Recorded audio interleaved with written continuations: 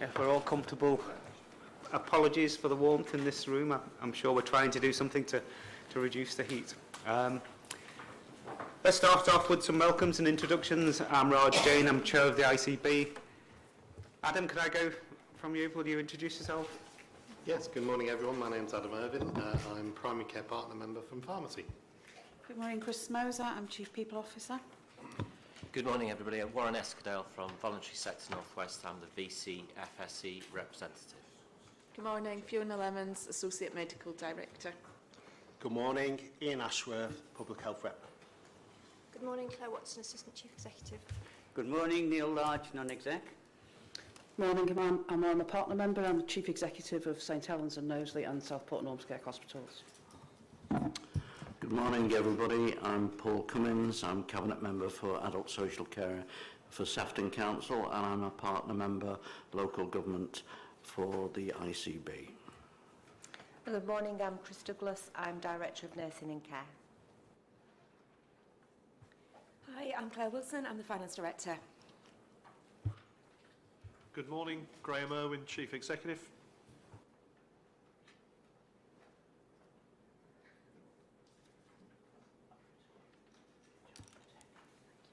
Good morning, it's Louise Mert. I'm the Corporate Governance Manager for the ICB. Morning, Tony Foy, Non-Exec Director. Good morning, John Llewellyn, CDIO. Good morning, Eric Morris, Non-Exec Director. Good morning, I'm Rowan Pritchard-Jones, the Medical Director. Good morning, my name's Hilary Garrett. I'm Non-Executive Director. Good morning, Joe Rafferty. I'm a partner member and Chief Executive of Merseyside. Morning, I'm Jane Parkinson Loftus, Manager of Health Watch St Helens, and here representing the 9 Health Watch across the patch. Steve Bruno, Chief Executive of Whitesborough Council, also partner member. Hi, I'm Naomi Rankin. I'm a Primary Care Partner Member, also a GP. Good morning, my name is Anthony Middleton. I'm the Director of Performance and Planning at the ICB.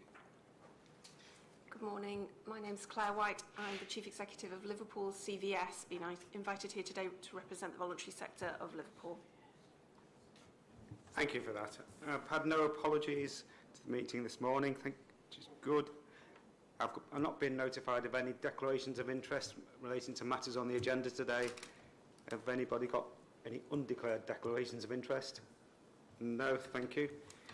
If we could go to the minutes of the previous meeting of March, please can I take any matters arising, corrections, and then I'll seek approval for those meeting minutes. Any comments, matters arising, or accuracies? So let me take those meeting minutes as being accurate. If we could turn to the action log, we can see that there is a lot of actions. It's good to see a lot of greens, which means those actions are closed. Quite a few are ongoing. Anybody want to make any additional comments to what it's got on the paper before we note those? Okay, thank you. And if you can go to the decision log, it's important that we have this at this meeting. Chris? Thank you, Joe. Just to note that I think there's a few pages missing. It looks as though we haven't made any decisions since October. So. Okay. Right, if that's the case, I've been reading this wrong then.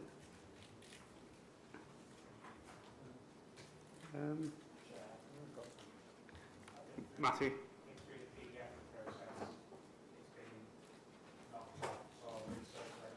Okay, well spotted, Chris. So in anticipation that be circulated, can I take those as being noted? If I can move to agenda item 6, which is Chair's announcements, I just want to make one announcement. Let me start again. It's essential that this board has resilience in terms of how it's led, how we conduct the processes of the board. There are important roles on the board. All members are really important. Some members have responsibilities to orchestrate things. One of those is the chair. Now, what we need in place is an ability to substitute or deputise for the chair should I be run over by the train that I get in the morning. So in the absence of me, I sought some expressions of interest from our non-exec colleagues about being appointed to the role of Deputy Chair of the Integrated Care Board. Why did I go to the non-execs? It's because of that issue about independence.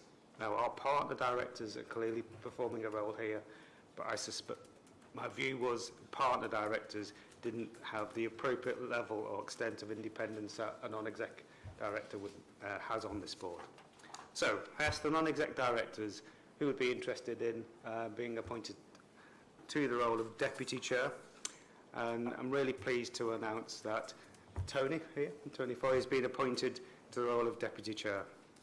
Thank you for putting your hand up, Tony, and thank you for accepting the role. So that's the one announcement from me. Pleased to have that. And I'll go to the report of the Chief Exec. Chair, thank you very much. I'll highlight just 4 aspects of the report today and put Anthony on notice now that the 4th item I'm going to ask him to do for us, which is the update on industrial action. But the first thing I wanted to highlight is the first item in the report, and people will have noticed that we have talked frequently about some of the pressures that exist within our system, some of the pressures that are associated with flow through our hospitals, and broadly, if you have a situation where we are poor at discharging patients, that can back up all the way through to the system and results in, amongst other things, holding ambulances too long, patients being cared for on corridors, and the system just kind of blots up and doesn't work. Now, we have one of the poorest statistics in the country on something that is routinely measured as a barometer of good flow through our systems, and that is a measure called the percentage of patients in hospital who have been classified as having no criteria to reside. I think it's an unfortunate acronym, and in the past we have used various different definitions and talked about patients who are medically fit or who are delayed discharges. Because on the area that we are being measured, we have the worst statistic in the country. NHS England has a range of support offers or interventions, and NHS England did indeed ask if we would like such an intervention or support offer. And through a national team led by the Chief Executive of the Chelsea and Westminster Hospital, but also accompanied by colleagues from the social care part of the Department of Health and a recent previous past president of the Association of Directors of Adult Social Care, we had such a visit on Monday of this week. That visit was also tied in with Leslie Watts, the leader of that intervention, and her team visiting a number of our hospitals. And over the weekend she went into Aintree, Wiston and I believe Mid-Cheshire hospitals to look at processes, to look at the discharge hubs. Now, we'll get the formal feedback from that probably in around about a week's time, and but I just wanted to capture for you some of the key messages that I heard from that session, and then just to talk about where perhaps we go from here. So I think the first thing is we were being told very clearly, from a strategy or policy point of view, we didn't have commonality in a number of things that you would expect there to be some commonality. And that suggestion about that commonality exists on both the social care and the NHS side of the house. So we don't have a common policy and approach across the whole of the patch to something called discharge to assess. Some people would call that a home first approach. But at the same point in time, we don't have a common approach and strategy to community services or intermediate care.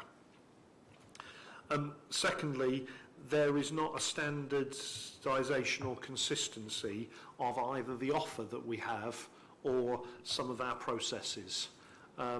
Now, I'll just give you one small example to illustrate that. If you are trying to discharge a patient or if you are trying to avoid the admission of a patient, one of the things is some parts of our patch have a service in place that would be antibiotics in the community. One of the things that you would highlight very clearly, and particularly because Cheshire was looked at, despite having the same provider of services, if you are an A&E attender who is suitable at Mid-Cheshire, you can access community antibiotics as an alternative, but in East Cheshire, you can't. Now, quite clearly, the amount of money that has been available to commission services in any part of the country was based on the same formula. But at some point in time, people have made legitimate decisions to say, well, we've prioritised this as a service development, and in another geographical patch, we've prioritised this as a service development. But I think the challenge back to us was about how do you look at that consistency of offer, because if you have that consistency of offer, you'll be able to manage your flow and your processes much better. We were also told, and note the word forensic here, that we didn't appear to have a forensic analysis of what our gap is for discharge destination. Now, I have a feeling that intuitively we know what the gap is, and I'm quite certain that every one of our 9 local authorities knows what that gap is, because that feeds the JSNA, that feeds their sufficiency statements that they have to publish. But actually nowhere could we show on a piece of paper that actually the shortfall in, let's say, nursing home beds for people with, say, dementia was something that we've quantified and written down. We all know that there are issues with the volume of domiciliary care packages that we have. We all know that there are issues associated with how much people are paid to work in this marketplace.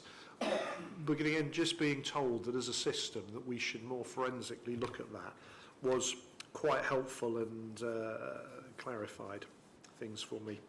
Now, we're also told very clearly that we should have a follow-up system diagnostic on some of our emergency departments, and particularly to have a look at some of the things that we're doing around the pre-hospital frailty models, the consistency of those, but also the work that we can do in areas of admission avoidance.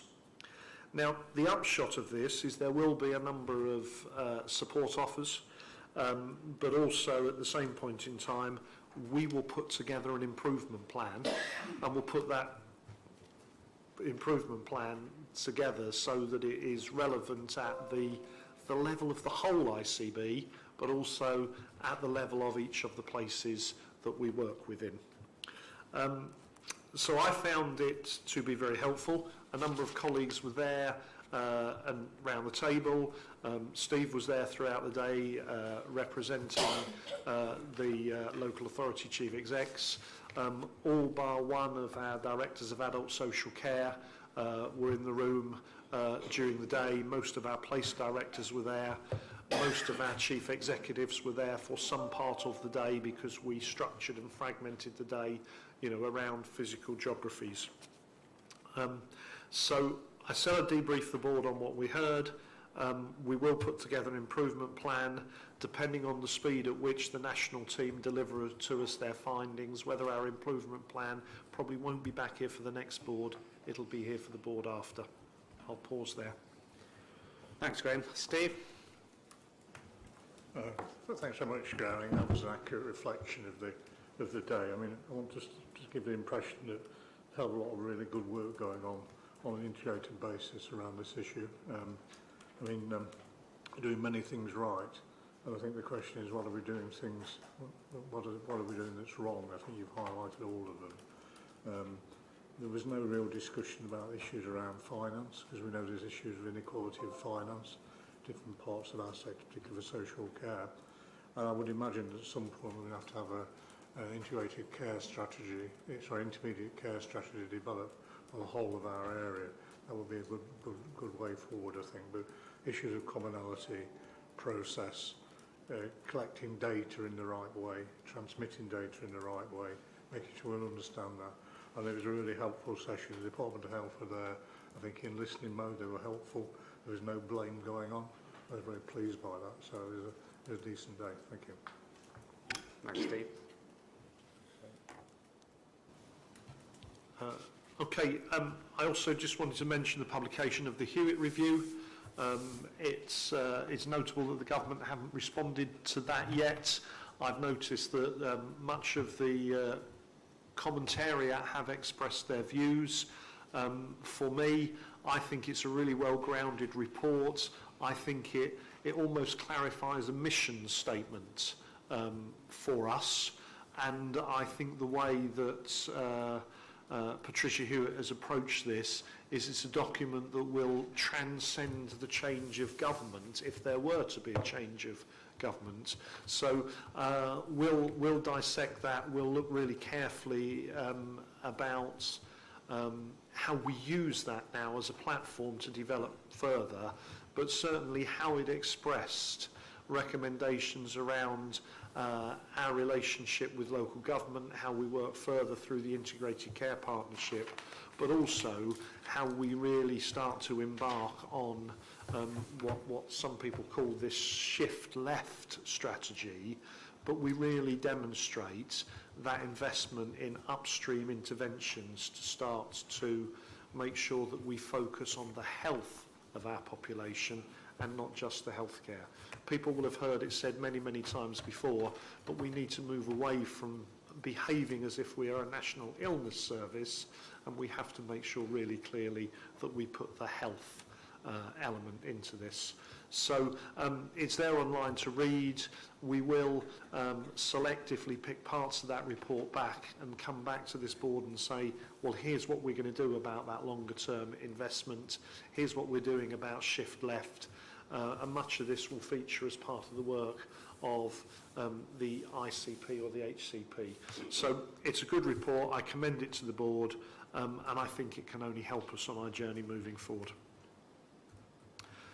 The next thing I want to highlight to the board is the all-age continuing healthcare review, and you will hear of a number of pieces of work that we are undertaking to harmonise the way that we conduct our business. I referred to it when I was talking about the non-criteria to reside.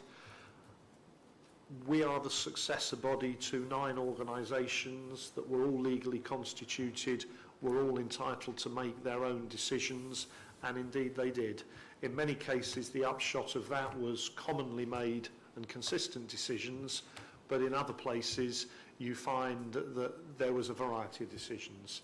If you were to look at those people who are placed into continuing healthcare, who are funded by the NHS, you could find a person from the Wirral and a person from Cheshire West placed with the same package of care, with the same care provider, and 2 completely different prices being paid for that. You could find the team of people working on this where in one part of our patch an individual's care package would be reviewed with regular consistency, maybe on a 6-month basis, and somebody would be looking at that to make sure that the care package was still appropriate, that the quality of the provider was appropriate, and in other places the size and the shape of the team would be that all they could do was cope with new assessments and they won't go back and looking in those areas. So it's really important that we undertake this review, not least because we have 4 different models and ways of doing this.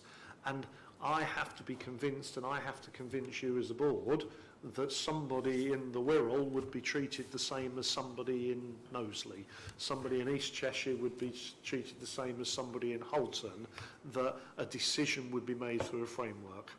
Now, At the same point in time, a lot of this has to take place in place, because to arrive at an assessment of somebody, there is often a negotiation that takes place between health and social care on that patch, because not everybody can be easily categorised to say all of your needs are healthcare needs, and in many cases we're in a place where we're looking at the joint needs between health and social care for individuals. So we've got to have a single approach to this. We've got to have some very, very clear principles around consistency and accountability, but we've also got to have a model that sees things distributed in their leadership and works effectively within each of our places. So I just wanted to tell the board that that review has commenced. It's ongoing, to have the opportunity for the board to ask questions or to explore this outside of the board, to be assured of the work in progress. The final thing I wanted to say is people will hear that we want to very carefully look at the value of every pound we spend, and we want to make sure that we're getting best value in the area of some of these funded care packages that are available. One of the things that I wanted to ensure colleagues around the board, particularly our local authority partner members, is I want to get best value for the taxpayer. I do not want this to be an exercise in attempting any form of cost shifting. I want to get value for the taxpayer as a whole through this exercise. And then finally, I wanted us to say a few words about the ongoing situation with industrial action, but because this is kind of really hot and we're right in the process now, and more industrial action due to start imminently, I wanted to defer to Anthony, who has been leading our planning and response to this. Thanks, Graham. So yeah, I think it's no surprise to any of the board members or indeed the public that there's a wholesale industrial action taking place across a whole range of sectors, and certainly when we look at health, we've been involved in industrial action disputes and action since early December, all the way through winter and through the last quarter. And that's been action that's been taken by members of unions of BMA, RCN, Unite, GMB, Royal College of Physiotherapists. I hope that's the full extent. Apologies if I made any omissions, but effectively that's meant that almost on a cyclical 2-week basis there's been some form of industrial action taking place across Cheshire and Mersey, indeed nationally, for ambulance workers, nursing, junior doctors, physiotherapists, call handlers, and some key support services with Unison in terms of portering, catering, administration, etc. Throughout the whole of that period, Cheshire and Mersey has been disproportionately impacted in the sense that there's a high number of organisations that through the ballot process met the requisite level, and therefore we've had a higher degree of organisations participating in industrial action than any other areas. So, and indeed, at some points during some of the processes, there's been more organisations subject to industrial action than any other region in total, not with any other ICB, any other NHS region. And that's no exception as we run into this weekend and the latest industrial action that's taking place by the Royal College of Nursing. The concern for this particular period of industrial action is that this is the first time that we've gone into planning for industrial action where no derogations are being negotiated. So I know people are close to this, but for those that aren't, derogations is a process whereby the union has agreed that on the balance of safety and planning, that certain areas would be exempt from industrial action, or rather certain levels of staffing would be allowed. This is the first period, the first action where that derogation process does not exist at a local or regional level. It does exist at national level, and if in the event of a critical incident there is a process to allow on-the-day response and action which may involve return to duty by members of staff that are taking industrial action. It's also, as I say, because that derogations has predominantly been in areas of real critical concern, such as critical care units, priority one services in communities, secure units within mental health, end-of-life care, we've always been able to plan on a certain level of provision, and other areas that have been affected, we've always managed to take down considerable numbers of planned activities to try and mitigate the risk. This time around, it looks like we're entering into a period where that is going to present a real challenge, not only for us, but for a number of organisations. And therefore, all organisations with the ICB supporting has been involved in the preparations over the course of the past 2 weeks. And we're at the point now where we're doing some dry runs in effect as to how that escalation on the day might work in terms of whether or not there was a critical incident. So, as I say, concerns are high. There is, as you've probably heard, some debate by the High Court taking place this morning around the legality of the action for the day of the 2nd, but the working assumption is that it will still be pressing ahead. Even if the successful outcome for the 2nd was averted, then there would still be action from midnight on Sunday and through Monday. So all the steps are in place. We have done all the usual emergency planning, response and resilience processes. It is treated as a formal incident. Incident command centres will be set up throughout the whole of that period at provider and system level, as indeed regional and nationally, and we'll take it from there. I think it's to a credit of everyone that's been involved in all the action thus far that actually on the days of action they've gone off relatively unchallenged, but that has been as a consequence of significant planning and significant step down of planned services, as well as a real response by the public themselves. So as I'll probably mention further on in the performance report, at virtually all periods of industrial action, the demand on services has dropped. Once again, the comms are being geared up to alert the public to what the potential impact may be if they are seeking support and health response over the forthcoming period. Thanks, Anthony. Graham? I want to come back in and say 2 things. So the first is about that messaging to the public. So we persistently deliver the message that says, please be careful, please choose wisely. Services will be disrupted on those days, but at the same time we would say to people, you know, you must come forward to seek treatment if you need it, and do not assume that your appointment has been cancelled. If you have an appointment, if you have not been contacted, please attend for that appointment.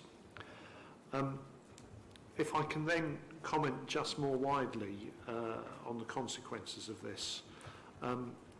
Anthony, Chris, our medical leadership teams have been so heavily involved in the planning for this. The support that they give to our wider system, the work that they do to arrange mutual aid and brokerage of solutions, and the upward accountability is really, really important through this process. But there's a consequence. The amount of hours that my team spend on planning and dealing with this means there's other stuff that they're not doing. Yeah? I don't want you to be sympathetic towards my team, because this is affecting every single piece of the NHS. If I give you an example, I estimate in the last strike some 8,000 appointments across Cheshire and Merseyside were cancelled. But not only were they cancelled, there were appointments for those days which were never actually booked in the first place. So there were tens of thousands of patients that had to be contacted and rebooked. The work of all the back office staff in our hospitals and our community services that are rescheduling, reprofiling staff, rotas and things like this.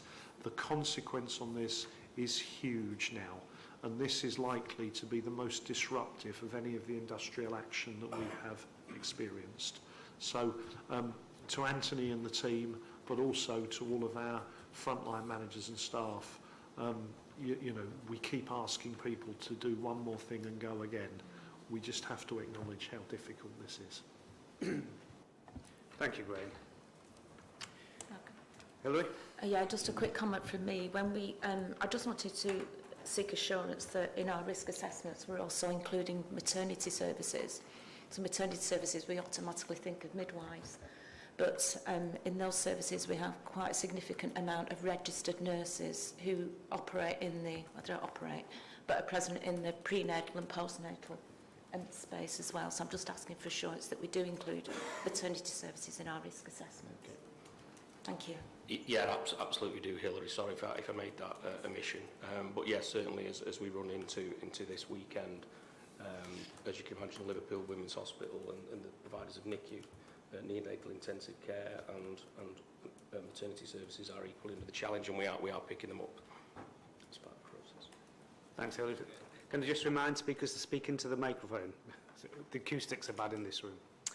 Okay, shall we go on to the story? Who's going to set that up for us? Thank you, Chair. Do you want me to introduce this item? I'm delighted this month that we can share with you a staff story.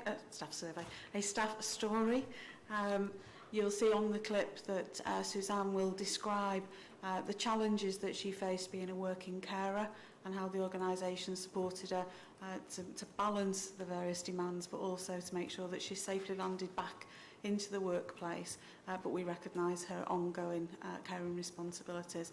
So Suzanne does give some background to her story, so I'll hand over to Suzanne. Thanks, Chris. Good morning, board members. Thank you for allowing me to share my story today. My name is Suzanne Burridge and I am the Head of Staff Experience, Engagement and Wellbeing. I've been in post since January of this year. But my story is a personal story. I don't think it's a unique story, but it's my story of caring for a parent with dementia and trying to find that balance between work and home. I didn't want to start with a whole load of data or figures, but I think it's interesting to note that in the 2022 NHS survey, 1 in 3 members of staff actually identified themselves as an unpaid carer. So I set my story in that sort of overall context about being a carer and balancing being a working carer as well. A little bit about me. Professionally, I've worked in the NHS for about 25 years in a range of senior workforce, corporate governance, corporate affairs roles, predominantly in Cheshire and Merseyside, but I also had 7 years across the Pennines working for Leeds Teaching Hospital. Personally, a little bit about me. I'm Suzanne. I was 50 last year. I also married Paul, my partner, last year, so I'm now a proud stepmom to Josh and Dylan, and I'm an only child of Christine and Alan. My mum, who's a former NHS senior manager, was diagnosed with Alzheimer's in 2019. I actually reference being an only child only because I think that does have an impact when things get difficult, illness kicks in, around the resilience that you have to deal with that as well, with the impact of COVID. My mum was diagnosed in 2019, but we saw a real deterioration in her condition throughout that year. I was finding myself in a position of increasing caring responsibilities, both for my mum, but also for my dad, who had to have emergency orthopaedic surgery that year. I'm finding it harder to manage the situation of caring for my parents at home, but also delivering a senior level role at commitment, which I take really seriously. I was really conscious, whilst I could see a deteriorating position, I was really conscious of ending up in a crisis emergency situation, and that was something that I wanted to avoid at all costs. I also wanted to avoid a situation where, with my growing anxiety, I might end up in a position of illness myself.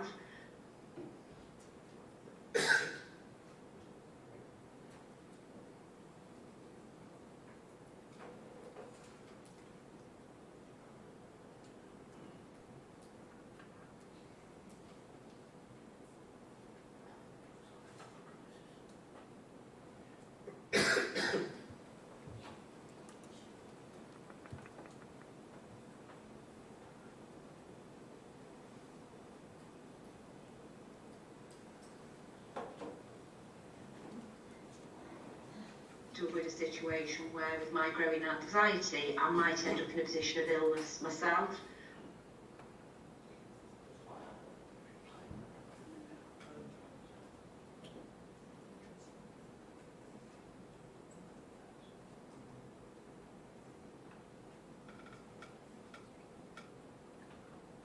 Okay, just given our time constraints this morning, I'm going to suggest, Matthew, that board members could look at this video in their own time, if people are comfortable with that, and of course it will be on our, am I right in saying it will be on our website? Yeah, okay. Good. Oh, Paul? Thank you, Chair.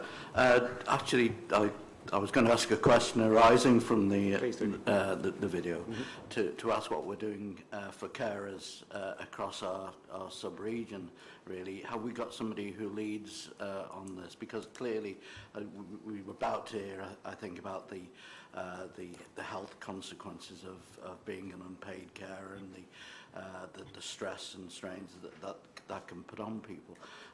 It's quite timely. Yesterday I was at our Sefton Carer Strategy meeting, with chairing it, and we were talking about the lack of identification of unpaid carers. A few years ago, GPs were asked to identify carers. I still think that they have it on their system, but they were given some incentive, and a lot of GP practices were really good at identifying unpaid carers. That seems to have dropped off. Being a carer is a stressful and health challenging situation, which affects about 10 to 11% of our population.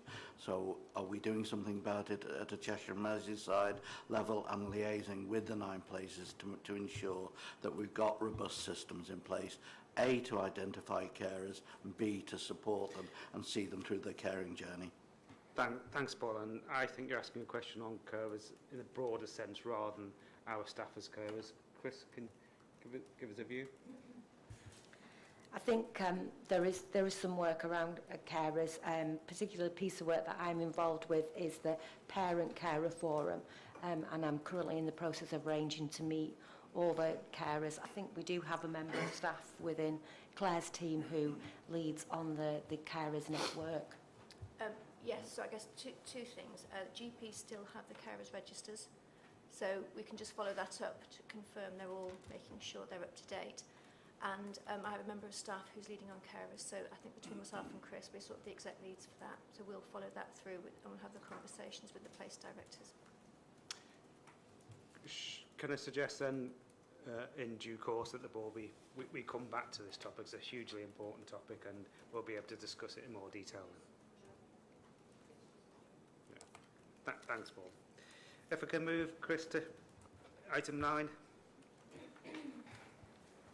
Thank you, Chairman. So the Director of Nursing and Care report this month, so it provides an overview of any current risks or identified issues that may impact on quality and safety within Cheshire and Merseyside.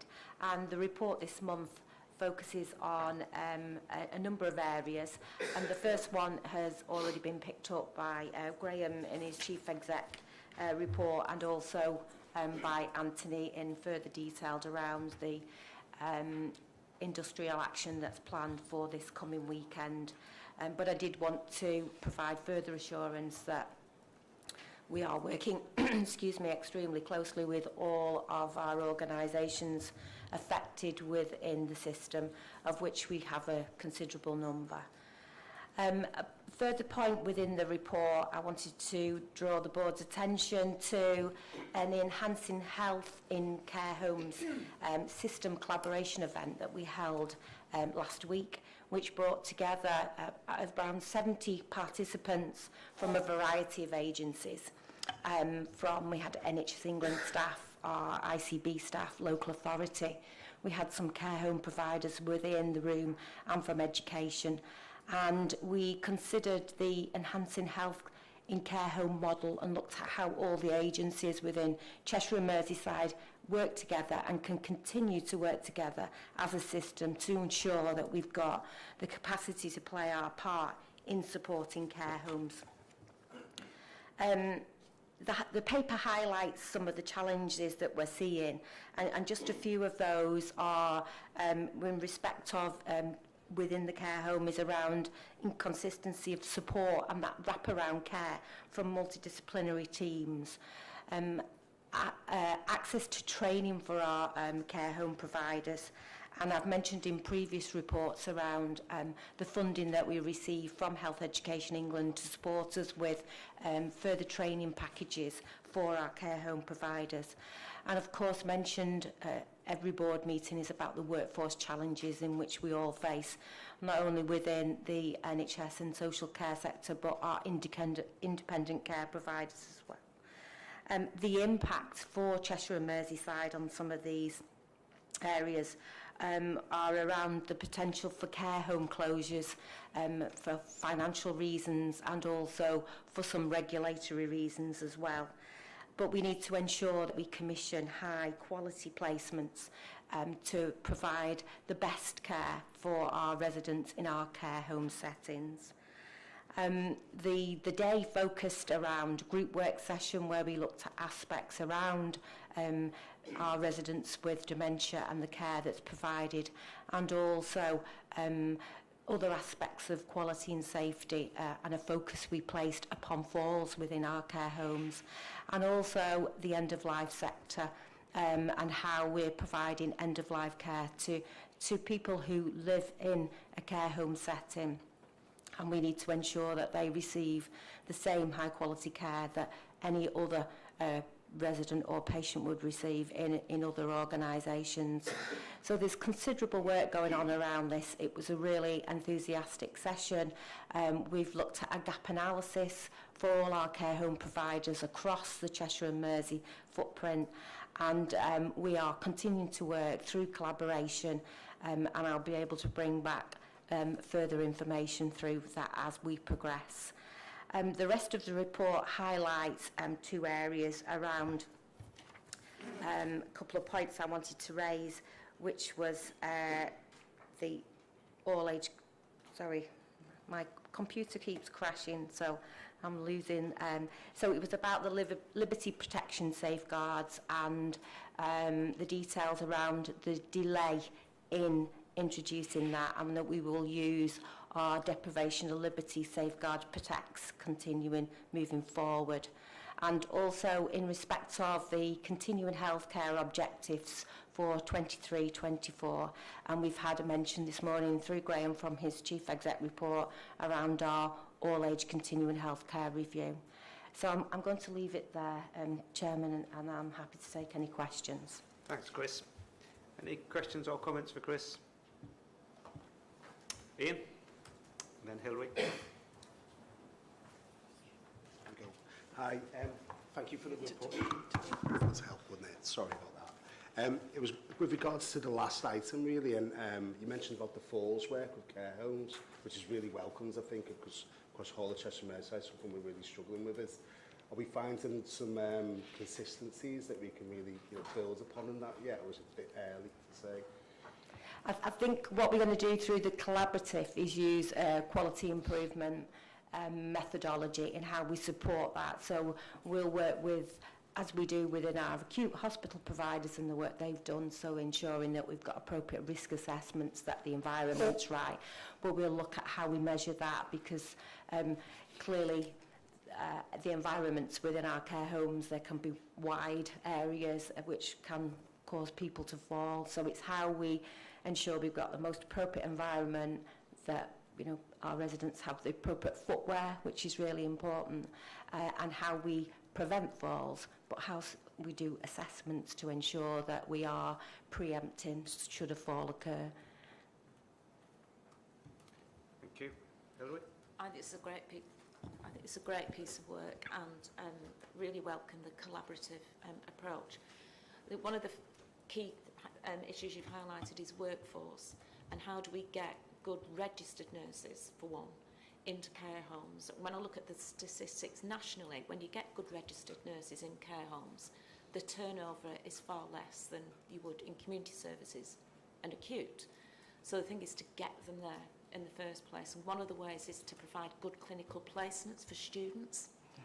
So as part of your assessment, Chris, I just wondered whether you could look at that in terms of how many care homes are providing clinical placements, good clinical placements, and how far we can stretch that in partnership with our HEIs. Yeah. It's a good way of getting that talent pipeline in, inspire them right at the beginning. So in response to that, Hilary, I sit on the consortium for the health education establishments, higher education establishments within the system, clearly looking at how we access the clinical placements and develop bespoke placements to ensure that we get that into our care home settings. And I think it's also around looking at clinical placements within the setting, but also how we support our existing workforce within the care home sector.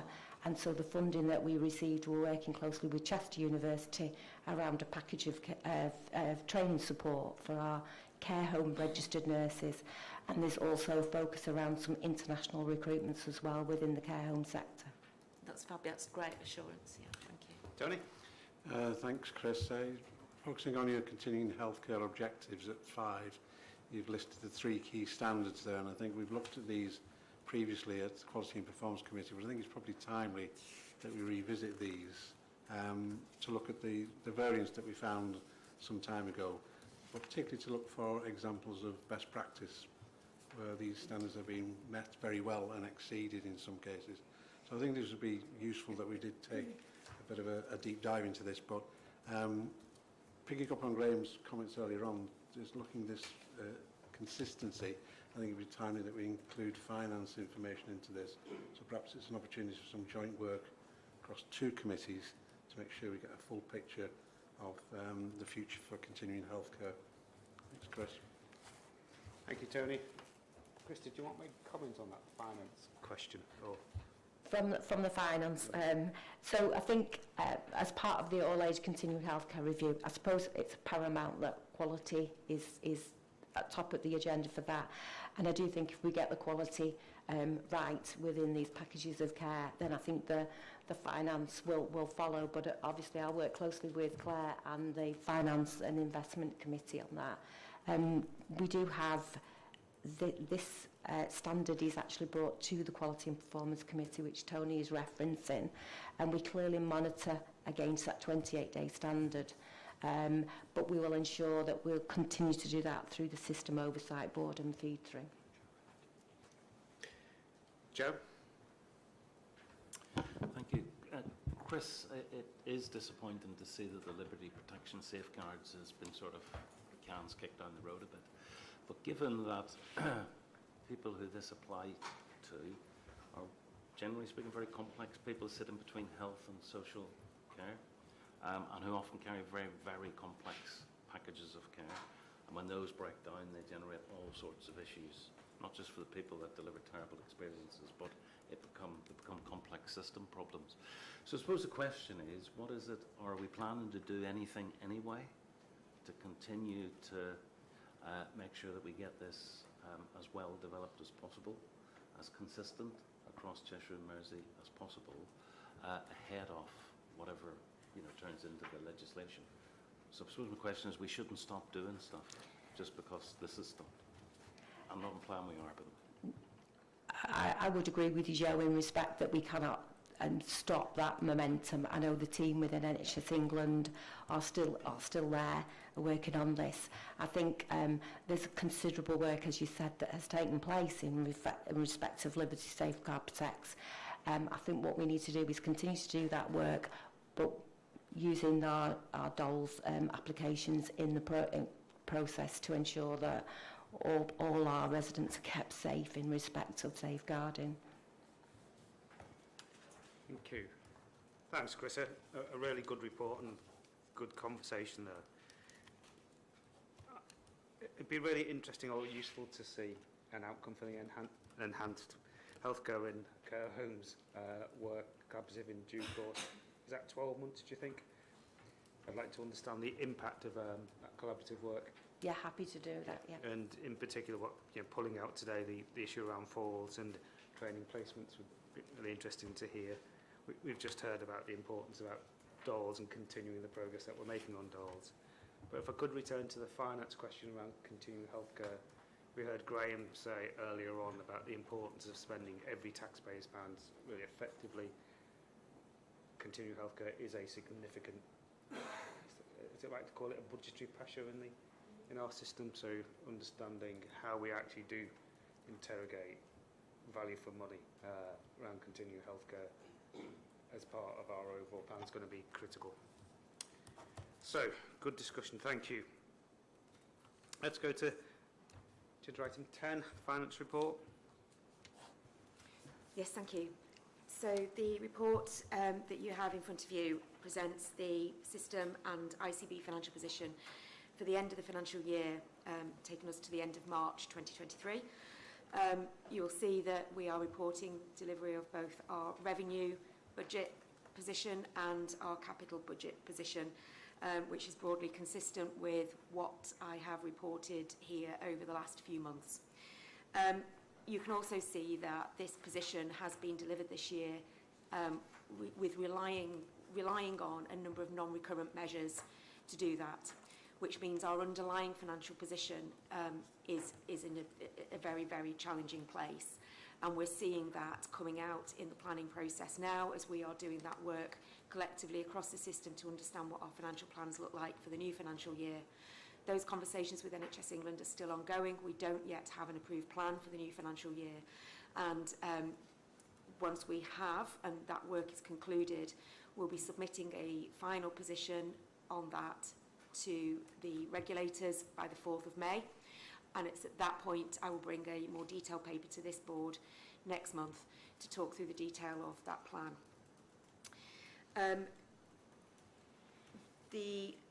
I'll open it up to questions now, but just one other thing to say is that these numbers are, particularly from the providers, well, from all of us really, are draft numbers, and they are not yet audited.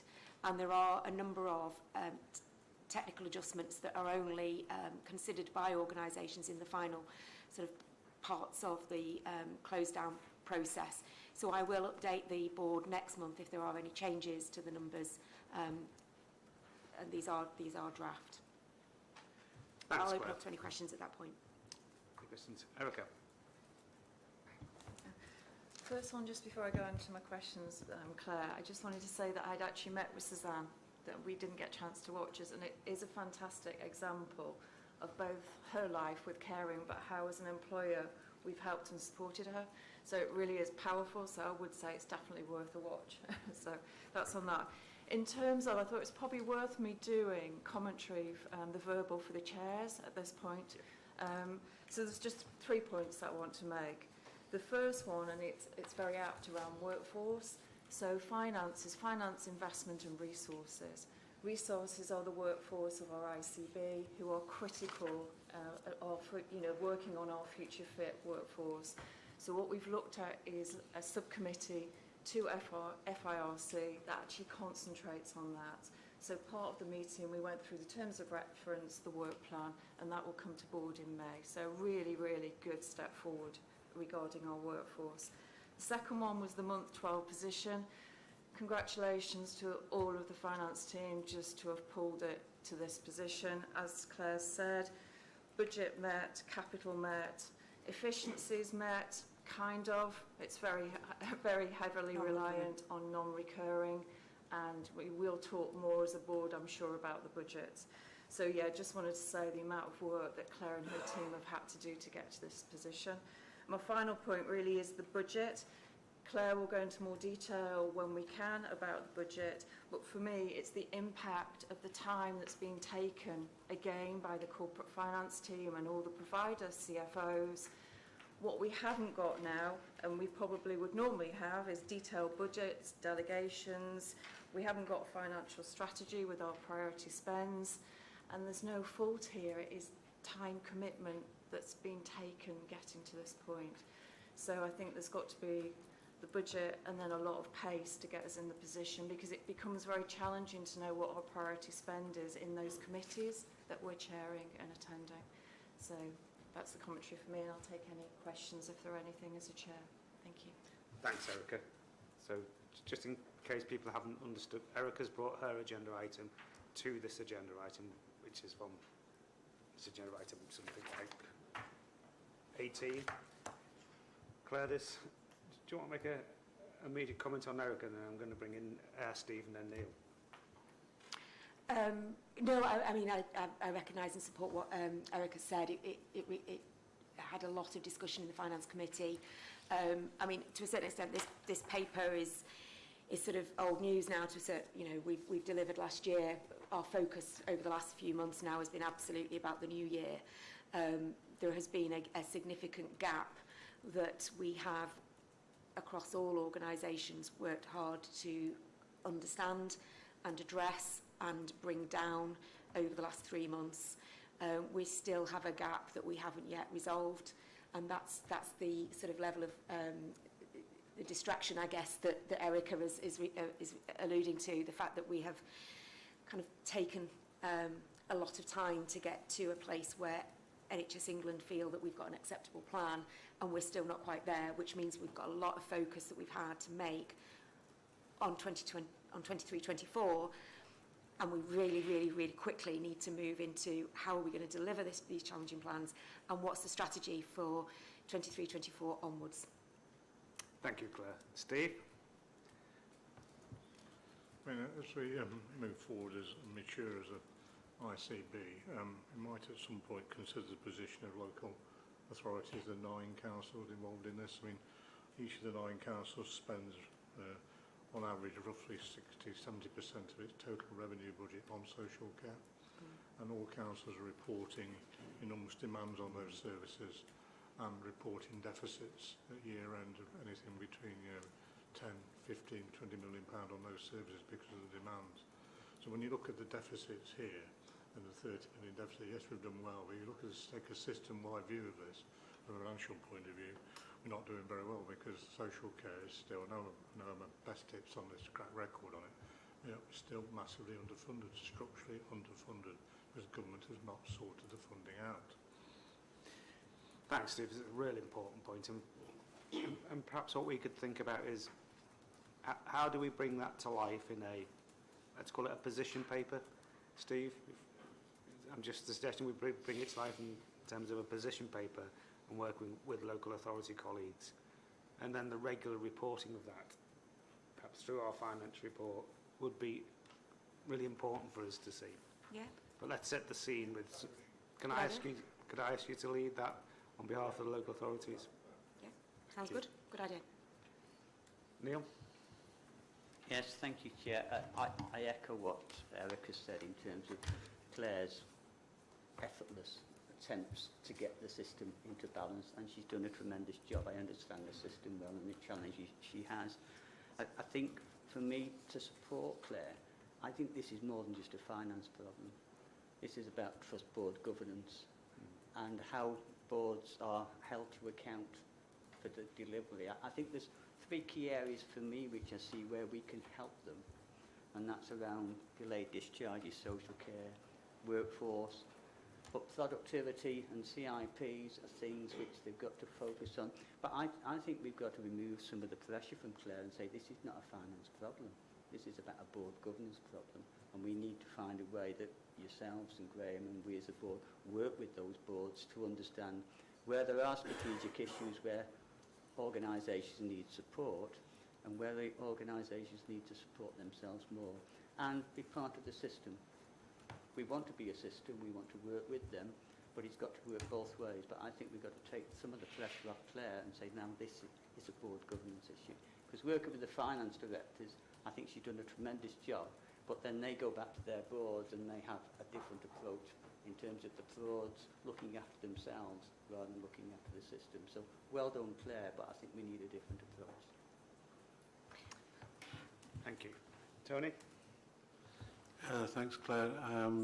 Just picking up on some of the detail in your report, at 14 you point out a number of the trusts that are carrying the largest deficits, but reading some of the brief detail you've included there are workforce issues in there, there are high agency spend, there is use of agent and premium rate staffing mentioned, escalation beds putting pressure on workforce, and this general theme of workforce I think does come through there as being one of the drivers of deficits. But later on, when we look at the performance report, if we dig into the detail of it, many trusts are not meeting their sickness targets, the very challenging targets. So there's this theme developing, I think, there about being the workforce being a source of the deficit, but it's not to blame that workforce, but it's a place that we could begin to look at to try and improve it. If we can improve sickness levels, you can improve retention levels, recruitment levels, you reduce agency spend. It's fairly, to me, self-obvious that we can do that. And I think in your future reports, it might be helpful if we focused on the impact of workforce deficits. Thanks, Tony. Perhaps if I could ask Joe and Anne, do you want to give any headline comments on, I'm sure this is not unnoticed, this issue for you. Just to reply to Tony on that point about the workforce, of course, most of what we spend is on the workforce. But when you've got the stress situation that we've got now, whereby, you know, there are lots of places that are really struggling with the head counts, you know, it does put a whole stress into the workforce, which makes things like sickness management even more difficult, because people are feeling very stressed about the situation that they're in right now. So it's not like a quick fix to solve that. And, you know, some places will have worse situations than others for all sorts of technical, structural, geographical reasons, historical, you know, which push themselves in different positions than others. So much as we'd love not to be able to, I'd love to make it a better staff experience so that we were able to, you know, provide staff with better working conditions than they've got now, because the whole situation that staff find themselves in right now is massively stressful with the situation that we're in.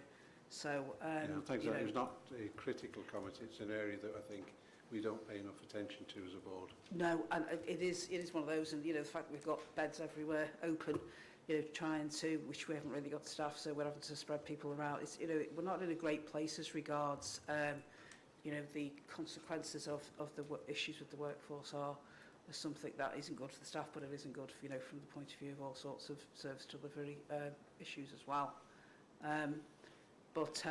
You know, I do think we could share lessons more in terms of things like people who have done better on things like agency staff and certainly on SIT management and stuff like that, about being serious about taking some costs out. And productivity, I think, is a big thing in terms of, you know, we've never really quite got back to pre-COVID productivity. And that's, I think, something that we could really focus on to try and improve the financial position as well, and therefore do more activity and potentially earn additional income on the back of the current funding regime around electives particularly, and cut the waiting list. So there are reasons to be optimistic. There are things we can do, but it is a very stressful situation right now. Thanks, Anne. Joe, is there anything further you wanted to add?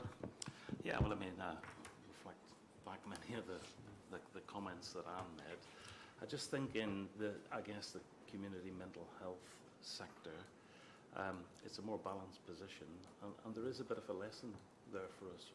We're a group of organisations that have had to manage against very lean growth, if I can call it that, in the days of growth, and therefore I think we've probably had to do those cost improvement programmes, those productivity things, which I'm not suggesting the hospital sector hasn't done. But sometimes when there's always been a sort of bailout at the back end, it's easy to go through that phase and then get back to business as usual. So Anne's point about learning from places that are doing things, I think there's quite a lot of cross-fertilisation that could be learned from organisations that have had, I'd say, you know, a tough and lean time over the past 10 years. Thanks, Joe. I'm going to bring in Chris in a second, because if I remember rightly, Joe, I think the level of vacancies in mental health is far higher than the level in the acute services, and that's a root cause of the issues that Anne had articulated, and perhaps Chris could give a comment on that. But let me bring in Claire first. Well, it wasn't about this particular, but I just wanted to go on record just to clarify that the report that I've got here and the position that we've reported and the delivery that we've had is very much, I'm just reporting financial positions from providers. So the work has happened in the providers and I'm reporting on it. So I just wanted to go on record to say, you know, this is a phenomenal effort in year from our providers coming together to do the work they've done to get to this point. I'm just reporting on it. Yes, thanks, Claire. And Chris, vacancies, and let's not forget primary care, because I know we've got lack of data, but Absolutely.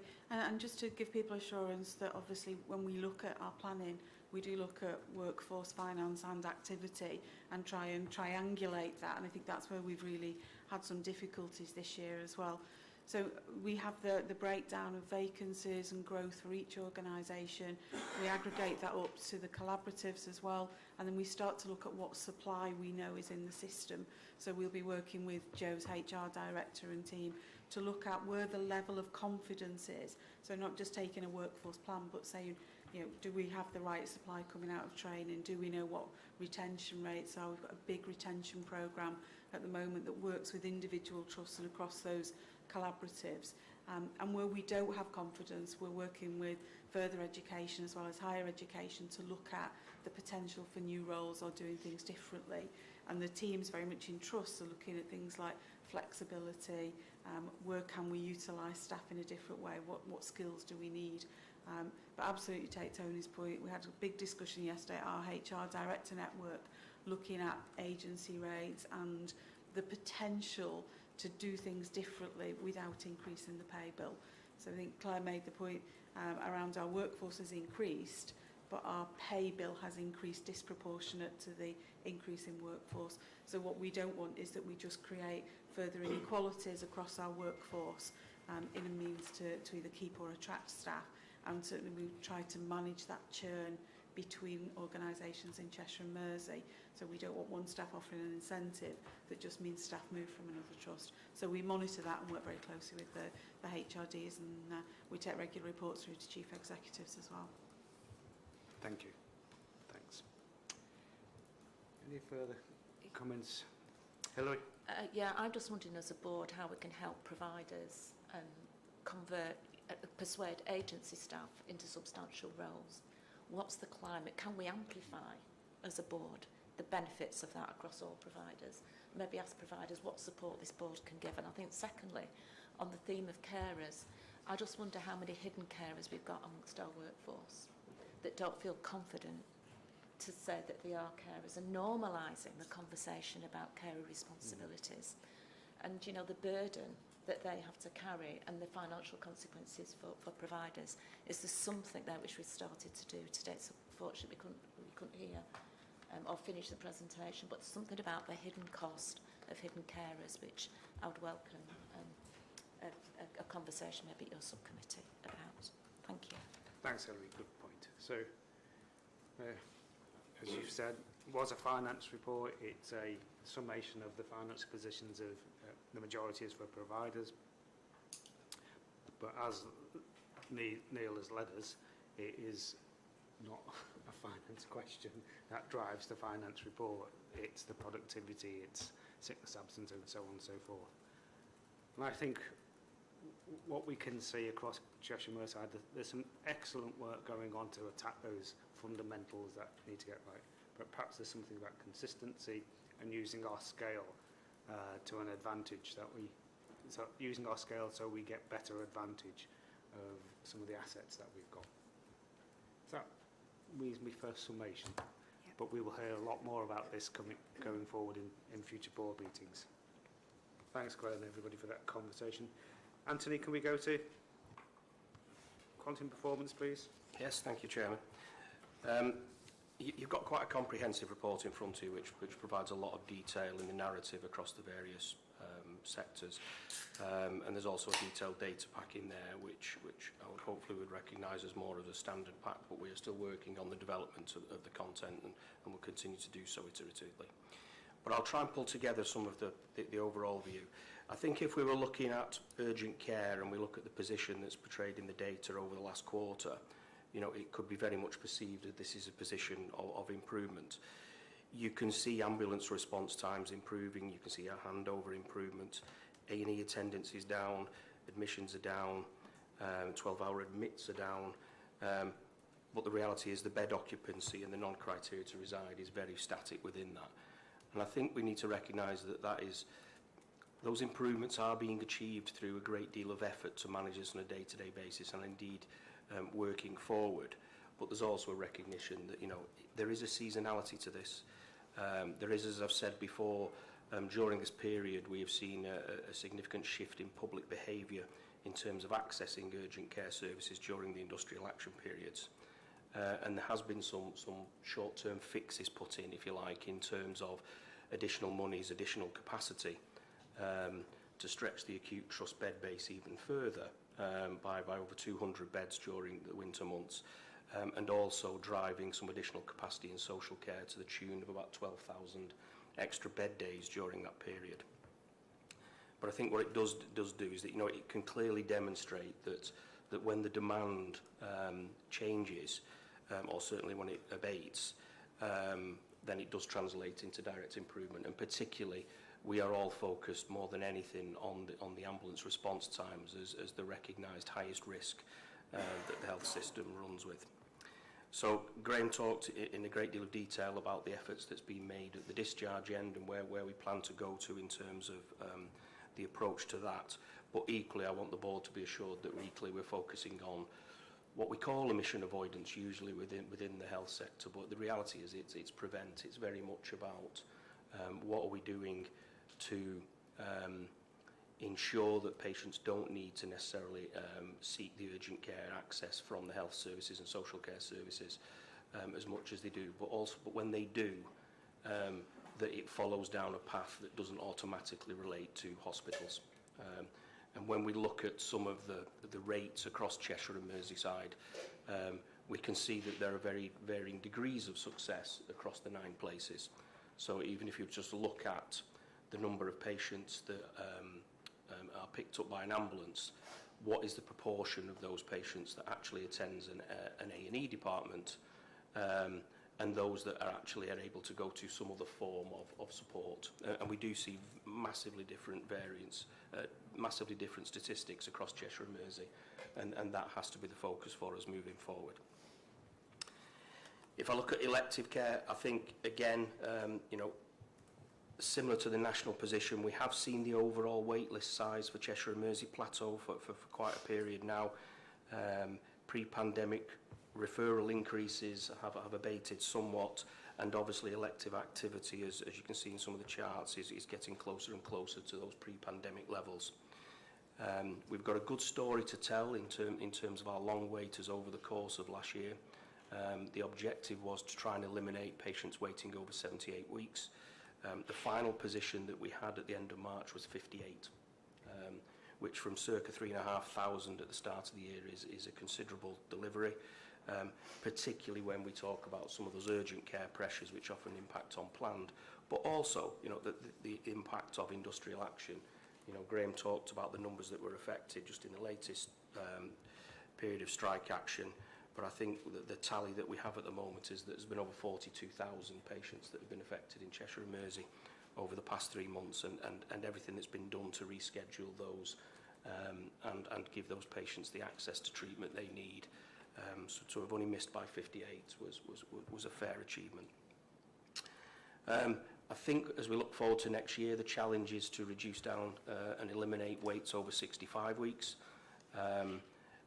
The plans building upon the investment in additional elective treatment services which have been made available to Cheshire and Mersey, not just to the place that they're situated, the expansion that you see within the report in terms of diagnostics, all leads us to a level of confidence that 65 weeks elimination can be attained.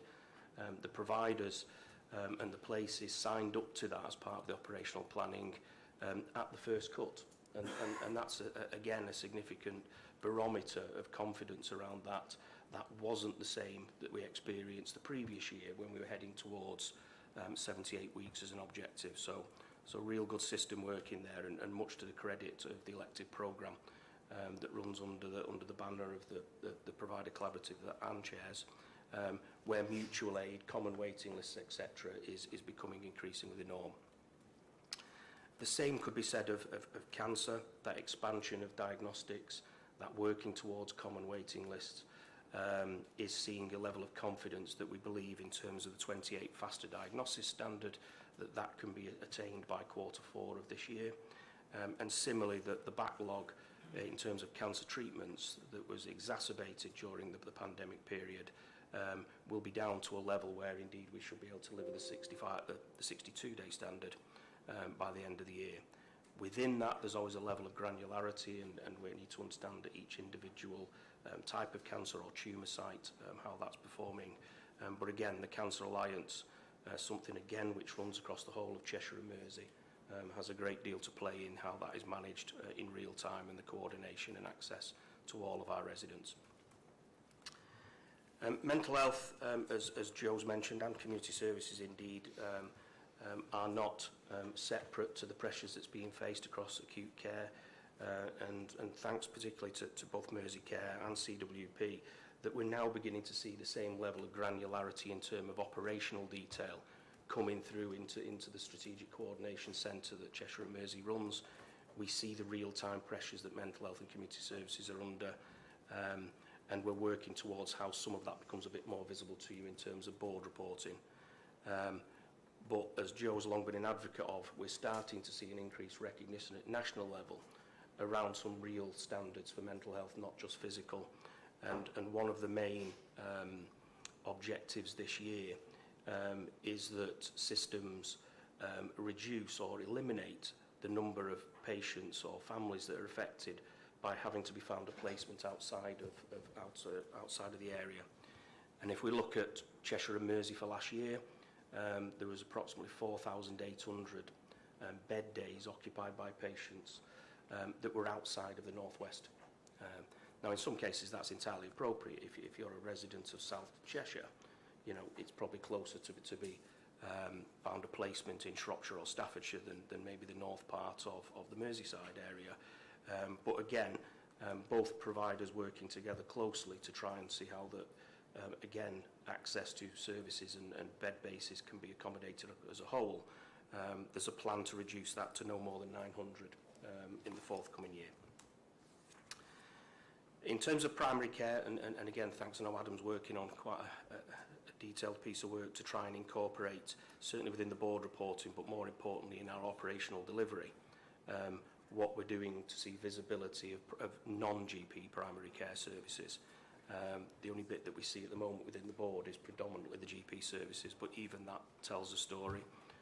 I'm sure Dr. Rankin would attest that, you know, primary care services are on a massive deal of pressure.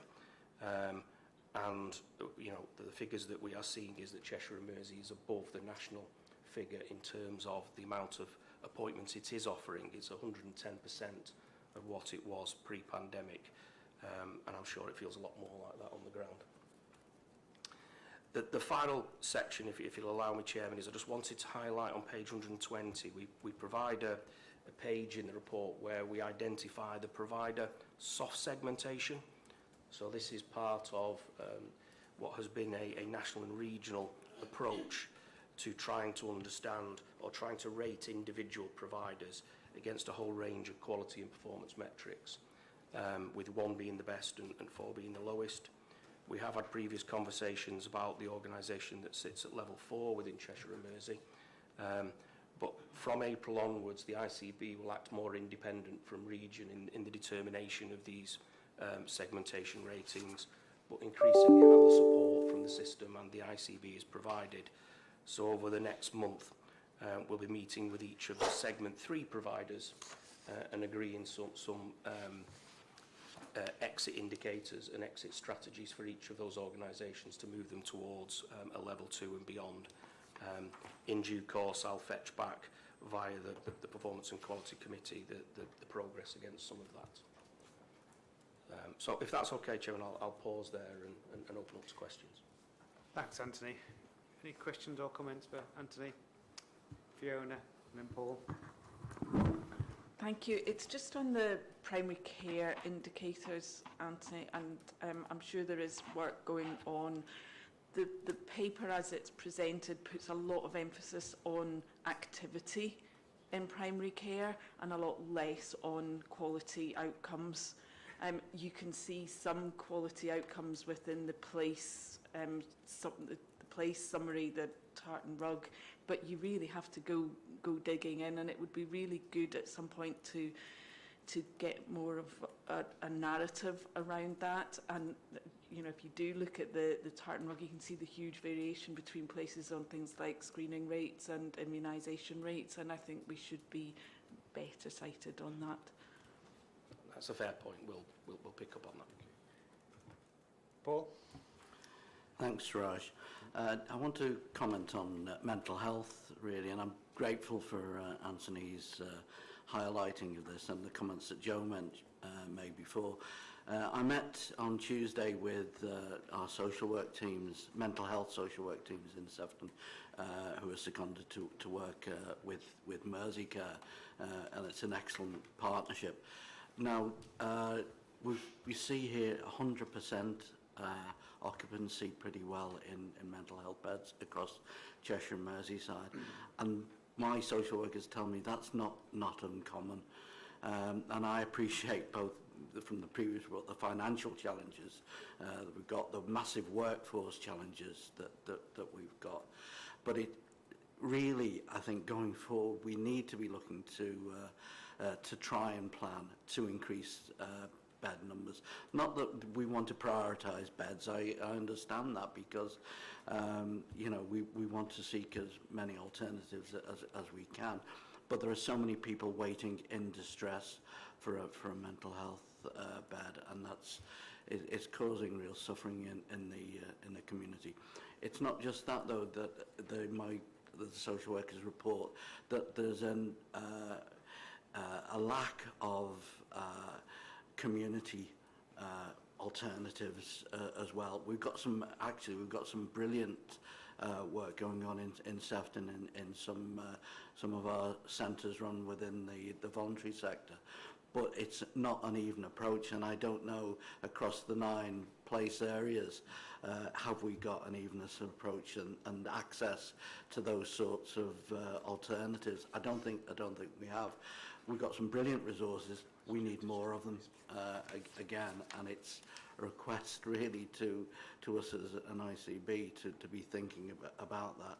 I think more beds, unfortunately, will be needed for some time, but also we've got to have those community resources alongside, and hopefully to prevent people needing bed places in the first place. Thanks, Paul.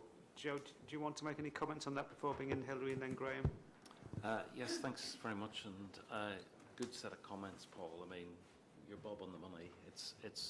It's over 100% actually, because the way we run the system in mental health is we do leave of absence as well. So the minute somebody gets a 4 or 5 day leave of absence, somebody else occupies their bed, which can then have a real knock-on implication for people coming back from leave of absence, where we're testing their ability to, you know, live a bit more independently, because they may have had a bed, let's say in Southport, but get admitted to Clockview in my system, so it becomes even more troublesome for that individual.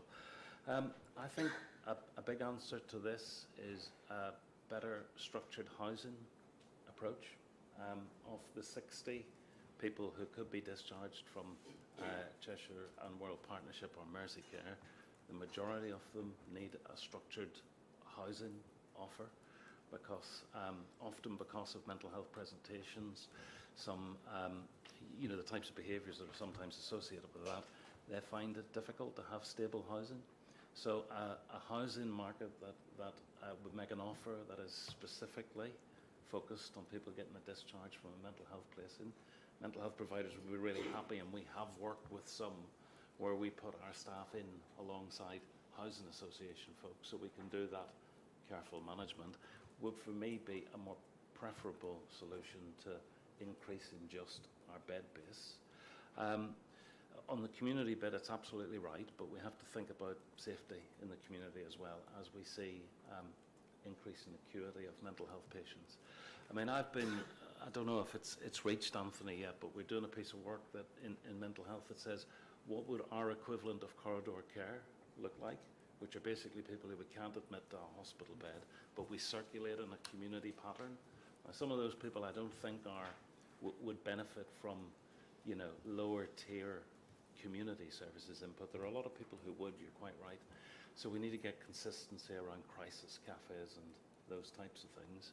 But I think if we can do this corridor care equivalent measure, I think it'll open our eyes to how much we're able to manage in a community setting, which is why on the Merseyside part of the mental health equation, we're effectively putting no patients out of area, very few, and the few that go out are legitimate.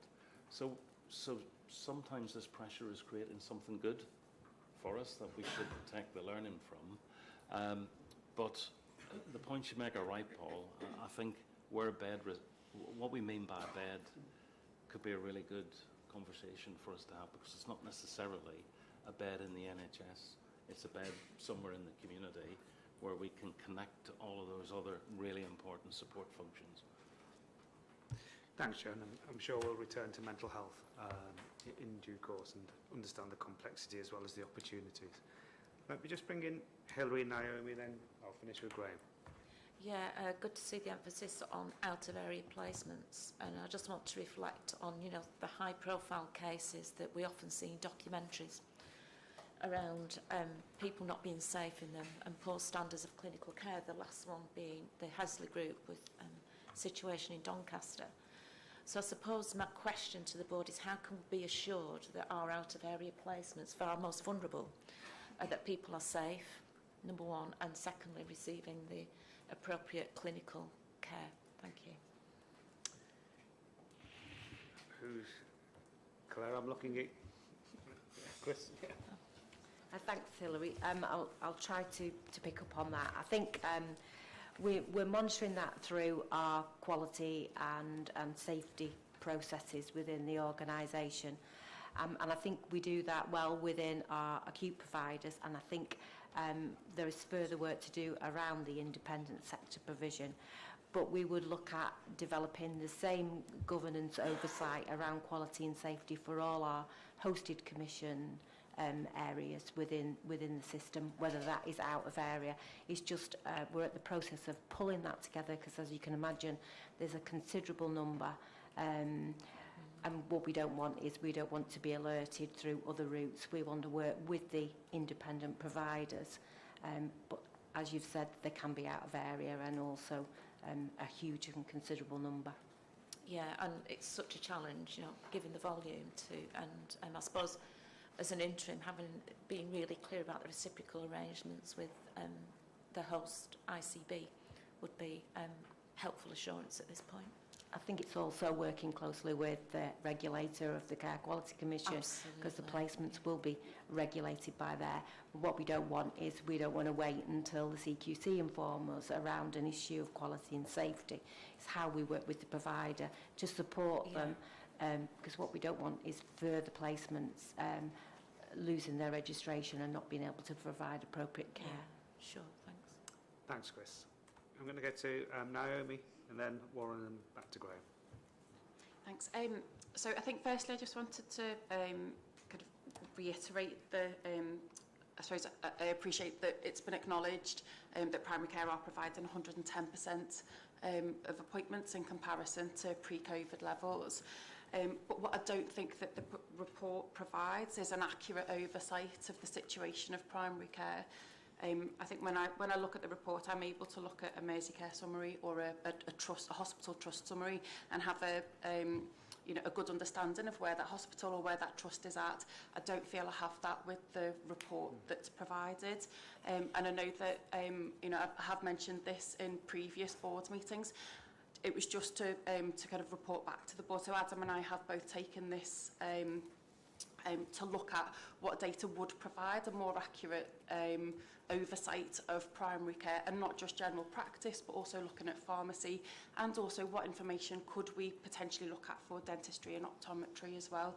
So we're working with the system primary care and the primary care committee to look at what data would give a better kind of informative view of primary care for the board.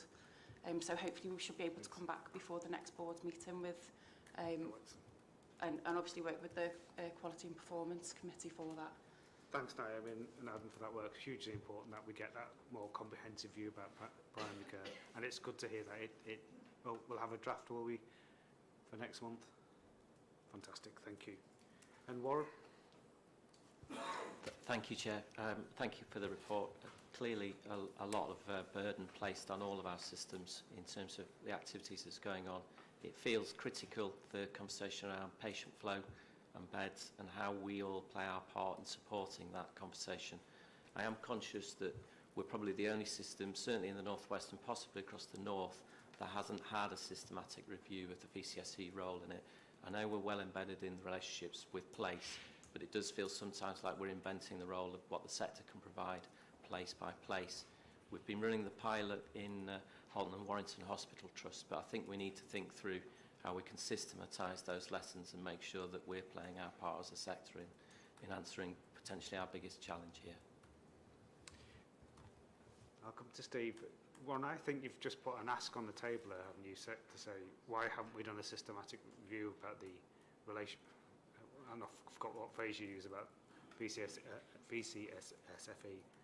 and other service providers. Is that something you're asking us to consider, how we do that? Yes, Chair. It's the patient flow, it's readmission and hospital discharges, it's the whole patient flow conversation. Graham, did this come up in the review that happened this week? It didn't, but it has been something that's been close to our heart at various times, you know, over the evolution of the NHS, and that mistake that we often make of kind of centralising or distributing the leadership in that space. I think Warren is describing to us a situation where we've got distributed leadership in this place, but we haven't looked at anything on a central basis around a consistent pattern. And I think this would be something that would very appropriately cross that boundary between what this board looks at and what the integrated care partnership looks at. So I noticed that Claire was looking to come in. Okay, I've got Steve, did you want to come in on this issue? Yeah. And then I'll come back Just to mention, at the meeting with the Department of Health people this week, I was really pleased that they saw the patient flow, the patient journey, starting with admissions avoidance and a focus on that, rather than, it's obviously it's common sense to put up patient flow and beds, but we really need to focus on prevention even before admissions avoidance actually. I'm hoping some of the findings from the Hewitt report will put more resource and more attention into prevention and more focus into admissions avoidance. Many councils are making some big investments to keep people away from doctors, GPs and hospitals. That's where we really need to be. Thanks, Steve. So before we lose the point, Graham, could we include Warren's point in your Leslie Watts work? I think we could incorporate that into our improvement plan, yes. Okay. I think it was Claire and then Chris. It was just to say, I think, thank you for the offer, Warren. I think it was the first thing, but there is work going on in terms of the voluntary sector and obviously the additional investments that the ICB's put into the sector. So there's sort of the new money, but also to look at what I suppose the previous CCGs have commissioned and the local authorities have commissioned. How can we review that, look at the totality and look at how we do things potentially better and in a more integrated way. So I've asked Warren and one of my officers to take a lead on that. Good. So hopefully that will come back. But I think, as Graham said, I think it is that crossover with the HCP as well, because I think it's about how we look at the wider determinants and the voluntary sector in that agenda too. Thank you, Graham. Chris?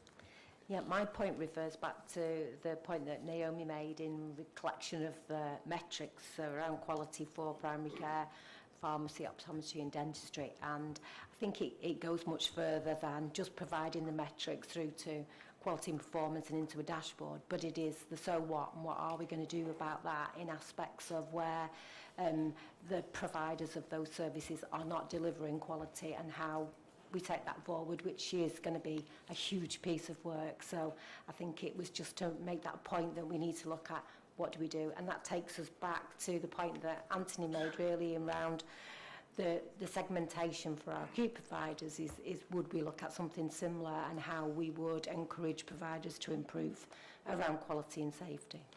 Thank you. Thanks, Chris. Graham? I originally wanted to come in and say something in response to Paul and the mental health observation, and I will do that if you don't mind. But before we do this, this issue about data or information or even intelligence, we bring reports to this board, I think firstly as part of an assurance process, but secondly when we're talking about information and data, it's to make us curious. So what we have to think about here is what is routine in part of our assurance process versus what is the data that's going to make us curious that will help us set programmes of work and activity and priorities for the future. So let's not create an industry of trying to measure everything at this board, and sometimes what we might say is we'll do a quarterly focus on community pharmacy, or we'll do a quarterly focus on some other aspect of this. And let's keep the stuff that we see every single month to the things that we're being held to account for and we need to hold others to account for. So that's the first thing. If I can come back to mental health, and I'm going to say and just emphasise a couple of things that Joe said, but the first thing is, you know that we have come to this board and we have talked to you about the harmonisation of our clinical policies. Yeah, because our clinical policies have created a legal basis upon which we allow access to care in certain conditions and circumstances. So the harmonisation of our clinical policies is a piece of work that is already underway. It's a significant piece of work. It will take us time to work through. I think the point that Paul makes and really resonates to me is, beyond the harmonisation of those clinical policies, we then need to look at the variation and differences in our commissioned services.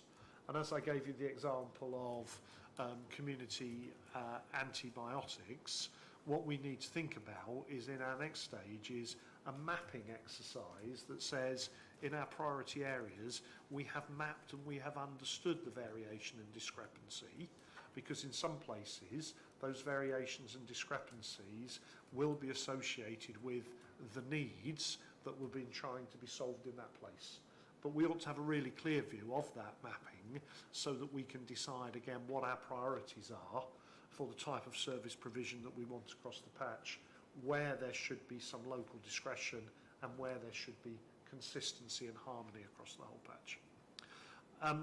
The next thing I wanted to say was, we should make, and we did consider this at the board about 3 meetings ago, we should make delayed discharges from a mental health setting as important to us as a delayed discharge from an acute setting.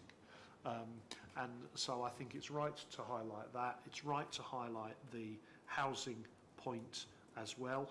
And again, through the HCP, we need to work much harder with the housing providers on the patch and start to look at the type of solutions that we can create together that will ensure good system flow. The next thing I wanted to mention was out-of-area placements. And when we talk about our plans for the coming year, for the parts of our patch served by Merseyside, we have a submitted plan that says we do not believe we will have to place any patient out of area during the coming year.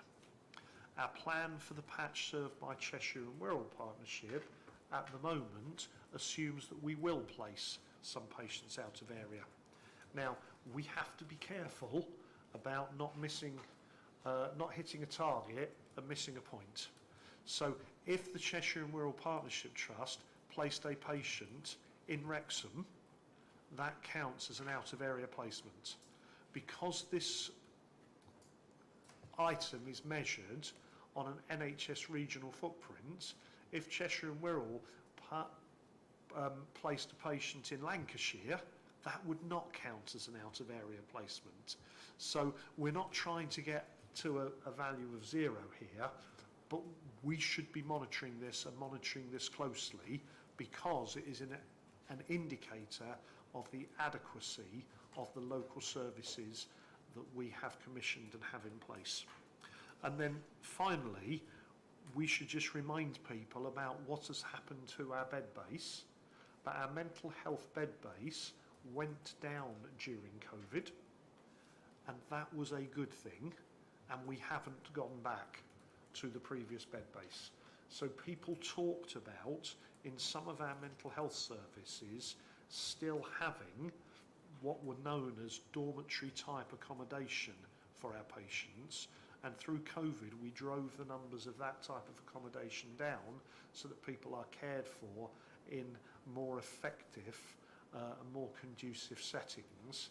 Now, there's been significant capital investment in doing that, but we are running with a smaller bed base than we ran with prior to COVID. It's a good thing, but it has consequences. Thank you. Thanks, Graham. Okay, I'm going to move us on. Rowan? Thank you, Chair. I think there are some slides that are going to head up for us to work from. I'm delighted to introduce this paper on our intelligence into action initiatives, and it's what we're actually doing, and I think this paper almost feels like a culmination of many of the things that have been talked about this morning, about why we are here to improve the outcomes of our patients, the difficulties that we have providing that care, and the essential need, if we're going to manage this differently, to think very differently, particularly with constrained resources. And what is it that we can do to find those in greatest need and find good quality interventions, not just to improve their quality of life and their quality of care, but also to make sure that every penny of public money that we are responsible for works as hard as it can to provide that care.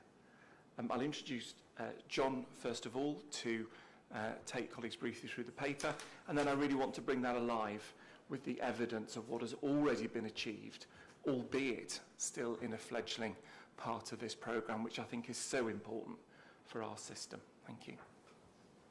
Thanks, Rowan.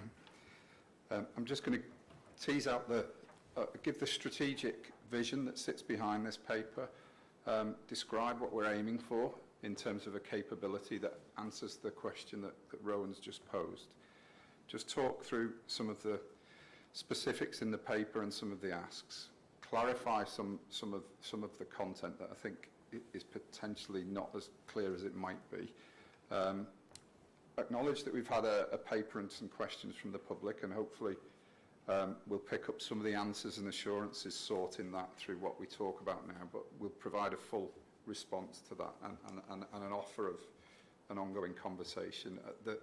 The protection of patient information is absolutely implicit in this piece of work. It relies on, as we aggregate data up to a system level and use it to derive this insight, our processes and assurances have to be absolutely watertight. So welcome the challenge and potentially an ongoing dialogue around that. What the paper describes is our ambition to build on the work that's happened in the last 2-3 years. The work under the CIPHER programme, award-winning work, was our response to COVID and really moved this agenda on in Cheshire and Merseyside to the point where it's nationally recognised how much we are deriving insight from our various data sources. There's tangential work under elective recovery programme where we've done, and we'll see some of this in a moment with Rowan, some really impressive work around understanding our waiting lists and applying some technology to give us a greater insight and then act on that. And we've got a really burgeoning relationship with academic colleagues that's giving us evidential basis, academically validated evidence to make precision interventions. So our vision is to create a sustainable platform to do this, and that will grow over time and include additional tools and capabilities. Alongside that, we're aligning our analytics capabilities as a system, and in that system I include wider than NHS colleagues, that the academic community and our local authority colleagues will be part of this, and third sector. And have, as I say, a growing tool set, but most importantly, a new governance around this. So our intention is to, one of our clinical colleagues in an earlier discussion described, we now need to democratise this capability and make it visible and available to all parts of the system. So if our vision is delivered, where we're doing things, good work in the population health analytics space across Cheshire and Merseyside, we'll consolidate all that effort into a single capability that serves all use cases from system level and regional level analysis down to individual practice and patient level analysis. So that's the underpinning ambition. We're seen as an exemplar nationally. We've just done an exercise with the NHS England Digital Maturity team, who came on site for 2 days last week, and they consider this current capability the system leader in the NHS, and as an ICB, we've got an obligation to provide a population health analytics capability to serve all our main objectives. We've got one. We've got one that's ship-shape, and what we want to do here is consolidate it, build on it, and make it widely available. We talk in the paper around how what we've built needs to align with other data architecture in the system. So nationally, there's a move and a current procurement to a federated data platform. In simple terms, that's taking data from across the system to a national level, doing things at scale that we can't do locally, but also providing tooling and solutions back in to solve local problems around patient flow, discharge, a range of opportunities there. We're not obliged to take that functionality, and there's a live procurement for that ends in the autumn. At the point we decide to or not to join with that, we'll assess the risks and guardrails, information governance guardrails around that. But what we're building is sympathetic and aligned with that architecture. And then in the middle, we've got a regional research capability that we're also playing a leading role in the development of. We'll come back to this board in due course to talk to some of that. The specifics of the paper are that we've got a mix of existing contracts that run for another 2 years around the Cypher GraphNet capability and some of the tooling and associated analytics skills that we buy in. And then we've got a separate piece of work that's been running around waiting list stratification using a company called C2AI. That has been funded nationally through NHS England and NHSX. What we need to do, and this is where the paper isn't as clear as I'd like, we need to now procure an equivalent capability. So we're subject to approval today. We will embark on a procurement exercise that will be compliant and test all of those standards and set a bar for any new tooling that comes into this common capability. So I just want to make that clear, because it doesn't jump out of the narrative in the paper. So part of this is seeking approval to carry on funding an existing contract. Part of it is to support the funding for a procurement of functionality that's currently in place. I think I'll stop there to give Rowan time to give us a feel for the use cases, and we can pick up questions at the end.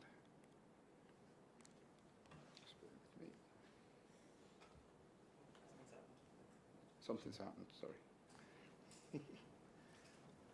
We're good. Are you going to move those on for me? Right. So it's really important that that context is set, that we're here to do things differently, we're here to improve those outcomes. And this just gives you a flavour of the sort of things that we've already been achieving.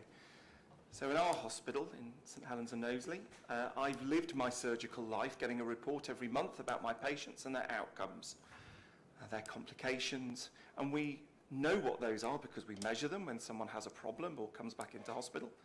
And those are set against their expected outcomes, and we know those because in the background there's an enormous database that predicts what you'd expect a patient having any one operation to have happen to them in terms of a wound infection or a chest infection or an emergency readmission. And hence we've used that for a number of years now to make sure that we're providing good quality surgical care. And as waiting lists burgeoned, I turned round and said, can we point this in 180 degrees and say, what is the risk for our patients sitting on the waiting list now, who are waiting to come in and have their operation done? And actually, can we improve their outcomes by not just rehabilitating them after an operation, but prehabilitating them before an operation. Now, traditionally, otherwise, patients come in through a pre-op setup, very, very close to surgery, and we pick up some issues and we do some diagnostics. And at times, patients get cancelled close to surgery because they are just not fit enough for this. And that takes clinical time to go through the notes and find this. But because I've already got a system that knows the risk these patients live with, we can start inviting them without a surgeon stepping out of an operating theatre to go through the notes and identify this, and immediately team up these high-risk patients with some additional support by way of their health coach. And in particular, we picked up on very high risk of chest infection, because you have a general anaesthetic, go off to sleep. If you've got very long surgery and you're not moving very well afterwards, a chest infection can leave patients in hospital for weeks, delay their recovery, affect other complications, and not good for the patient, and not good that that bed that should only have someone in for a handful of days stays in for very much longer. So we were able to start to find these high-risk patients, invite them into some health coaching. Some of you might have seen the ball that you blow up and down to make your lungs work really hard, and we get them working with that prior to coming in to have their operation done. And instead of having a waiting list, we now have this preparation list that works really nicely. And to give you this flavour, the first 100 patients that have come through this, we are taking off 2.5 days from their expected length of stay, because their respiratory health is really good. And when you can breathe properly, you can move properly. And when you get mobile, you start eating. All of these head into a virtuous circle of recovery. Their promoter score, often, how good are you, is down in the 40s and 50s, and that's already heading up into the 80s. And you can work out the cost of that to the NHS, not just the improvement to the patient, at £1,100 each. And there's a 65% reduction in all complications, because when your lungs work properly, you've got a smaller risk of a heart attack. You've got a smaller risk of a DVT because you're up and about and you're moving. So all of these things get better. And this cohort of patients who are living with about a 15% risk of chest infection, so far we have had 0 hospital-acquired pneumonia. Yeah, we'll whiz, thank you. I'll leave this up for you with Leslie, who felt that the coaching didn't just support us specifically clinically, but it was about the well-being part as well, and she felt that she had a very much better journey through difficult surgery as a result of the support that she enjoyed through this. It cannot just be about individual patients having operations, so very quickly we can think about entire populations and think about who's living in winter fuel poverty, because we can find those patients by virtue of understanding their social care data. And if you cross-reference that with who's living with very poor health, COPD, at high risk of emergency admission because you're living in a cold home or a mouldy home, and I only have to mention a 3-year-old boy up in Bolton who had a catastrophic outcome, then this again allows us to start thinking really differently. And it's shocking really that 45% of our population potentially lives in fuel poverty, and you can cross-reference that with high risk of emergency admission, living with poor quality chest function, and all of a sudden you've got a manageable group of patients with whom we can intervene, and we are. These patients now, because we know where they live, we know that they live in deprivation, they're using a lot of resources, these patients now are getting interventions, whether that's the Warmer Homes team who make sure they're getting all the benefits that they're due, whether they are being referred for wellbeing support, whether they're going on to telehealth, so the kit is put into their home to monitor them and pick up early if they are deteriorating. So just in one of our places in Knowsley, we are already getting this group of patients, 113 there, who are getting a whole bunch of intervention to avoid this ill health. We've talked about a national sickness service that we are running, and this is really looking to turn it more towards a national health service as it should be. So the telehealth part means let's monitor you closely at home, let's put the kit in, because not all patients can use their mobile phone. So if you are not digitally savvy, the kit is provided. And that's needed because many of these patients are living in deprivation, and they might have a real challenge to use technology, set it up, manage it, pay for it. So we make sure that those sorts of piece of work is done. And really this just highlights that our clinical advisory group, digital sits in the medical directorate because all care using digital systems should be clinically informed, that we are working out the priorities and how best to care for these patients, whether they are being brought on board, they're getting their individual monitoring, and we can discharge them. When we've better optimised them, got everything working as it should be, we can get these patients away. The difference that makes is that a third are making a change in their lifestyle, a 40% reduction in trips to the hospital or the GP, 74% are more confident to look after themselves, nearly 80% feel more knowledgeable to make their own decisions, and 41% will say my health has improved. And for over half of patients, their family and carers report that they are benefiting as well. 22% fewer emergency admissions because we are spotting these problems sooner. It doesn't just think about the physical health, but better understanding the impacts on our mental health patients has already been talked about, and spotting things like if you've got a serious mental illness, then it's almost double a risk of substance misuse in your life. So let's make sure that we're targeting the right resources to these patients to make a real difference. And nowhere more starkly is this described in what we call patients or households with complex lives. A complex life household, the physical disability, mental health issues, and children who are in the care system or on the edge of that care system. Perhaps shockingly, in Cheshire and Merseyside, I will just canter onto this next one, we have 8% of families that live like that. And those families are currently consuming 34% of all of our health and social care resources.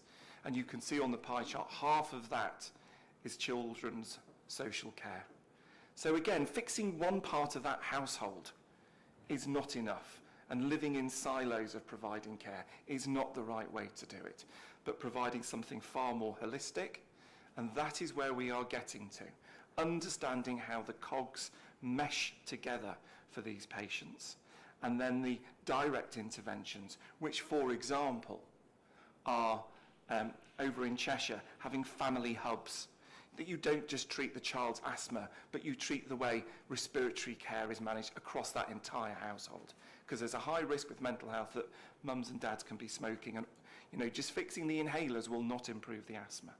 We're thinking about the high intensity users and the social prescribing response. This cannot all be health, and nor should it be. We should be demedicalising this as much as possible. I hope that gives you a flavour, but most importantly, I have two responsibilities as the medical director. First is for safe patient care. And under that safety bit is making sure that that data is safe and is used proportionately and used responsibly and used appropriately. And I'll quickly pass to you, John, to pick up on some of that detail. Yes, and I think it's that philosophy is embedded in the work that the CIPHER programme did. Huge amount of the work in the preceding couple of years has been around governance frameworks, appropriate assurance. We've had as all ICBs who are processing aggregated patient data for risk stratification have had to be assessed on a range of assurance measures. We've just received the report of that with the second highest assurance in the country. It's not to be complacent, it's a template and a blueprint for how we need to run this capability moving forward. And I think any tools or any new stakeholders that we onboard into this capability, we need to subject them to the same scrutiny that process we've just been through have provided. It's only assured us on our existing capability. There's also, tangentially, in Cheshire and Merseyside, we've got a really rigorous cyber security approach and culture, and we are just looking at how we create a centrally managed security operations centre that will, it provides the secure environment that our IG policies are then able to operate in. I think that's what I'd say there. It's an ongoing commitment and need for vigilance. Some of the questions we've had from the public talk to this, and we'll give specific answers to some of those. I think the final slide, Rowan, talks to how we make this a Cheshire and Merseyside system-wide function. What we're describing here is in taking direct health and care data, applying an academic lens, and then taking that insight and creating action is the definition of a learning health system. And we are one, if not well on the way to being an exemplar. What will underpin this is really clear governance and a route for any stakeholders in the system to do what Graham described in terms of being curious. How can we clarify some exam questions and then refine them and get those into a pipeline for this capability to answer them. I think we've got a clear obligation to link to our transformation agenda and use this capability to prioritise where we put scarce resources for transformation investment. So that's the framework of what we're talking about. The paper asks the board to approve the direction of travel and the funding associated. So I'm going to suggest for an hour. There's a lot of richness in what we've just had. It's ambitious, it's optimistic, isn't it? Apologies, I'll start again. What we've seen here today, there's a lot of richness. It's ambitious, it's optimistic. It's realistic in terms of we can see evidence of it having impact. I'm going to suggest we don't go into the main body of why we're doing this. I need us to concentrate on the two recommendations that are in front of us about funding, but we will absolutely return to this issue. This is central to how we work in an integrated way as a system across Cheshire and Merseyside. People reasonably comfortable with that? I know you've all got itching questions, but can we go to the recommendations? So the board's asked to approve the allocation of funds to support option 2 in the paper, which is the continued provision of the existing population health and data platform associated with the share code record over a transition period of 2 years. Support that, and you will note that this has already been through Finance Committee. We supported it. And secondly, the continued provision of an integrated within CIPHER C2AI PTL tool across 10 acute trusts to support risk-adjusted triage and prioritisation of the PTL. I suppose the problem with doing this is we don't know what the opportunity cost is, do we? So it's like we've got these two systems that we're thinking about, and then we're not thinking about what we're not going to do because we're doing this. And so I'm a bit uncomfortable about the idea that we're curtailing this, which I understand why. Because it's a bit, the thing for me that I think is the most important thing is a shared care record. Proper shared care record, that to me makes the biggest difference to patient care. And given we're supposed to be collaborating, isn't that not a thing we should be really focused on? And so if we had time, I'd like to explore why we're not doing some more of that. But it's that opportunity cost of, if we invest in this, does that mean we can't invest in that? And why aren't we thinking about that? Because that seems to me, that would be number one on my list of things that I think is important for our system to have. Thanks, Anna. Opportunity cost is an important point for every single financial decision we make. Give us a quick update on shared care record. Shared care record, so completely agree. We need to have a consolidated, rationalised, common shared care record across the patch. That's linked to this piece of work, and that option appraisal and rationalisation will happen in this financial year. It feeds this data, and the more common your shared record, the better the consistency of data that feeds into this capability. So it is on our plan for this year, and it's interdependent with the pop health analytics layer. To accept the point around opportunity cost, I think what's a commitment in this paper is to rationalise and review every population health tool that we've got across the system with a view to take cost out and set against some of this investment. So the ambition is to do all that we do across the system through this tooling. Okay, so I think I've heard it's not or, it's and the Cheshire record, but the paper is missing. It may have come to Finance Committee. I'm going to call it the spreadsheet that identified the detailed benefits that you've just described in terms of rationalisation. That, on that point, Graham, is it? Go on very quickly. The funding of everything we do in the digital space is incredibly complicated, and some of the things that we fund in the digital space, we don't fund from our resources. We facilitate a business case back to what was NHS Digital, which is now part of NHS England, to draw down funds. So this is an item that we have discretion over, which isn't the same as a number of items where we intend to do it at the pace that NHS Digital allow us to draw down those national funds to complete those processes. That's helpful. Claire, very quickly, and I support this, but do think, I do agree with your point. I think we probably need to do more work on the benefits realisation going forward and how we see this as part of our overall strategy to get that best value for every pound we spend and getting effective, use of the resources that we have across our healthcare system. So that would be something I think we should do more on. Thank you. Paul, very quickly. Thanks. Very quickly, to get the assurance that we will get shared care records across all 9 local authority places, but also actually a specific question about the questions that have been tabled by a member of the public. I mean, I just checked through one of them. It says about Appendix 3 doesn't contain some information. I've checked that. That's correct. When will we get the responses to those?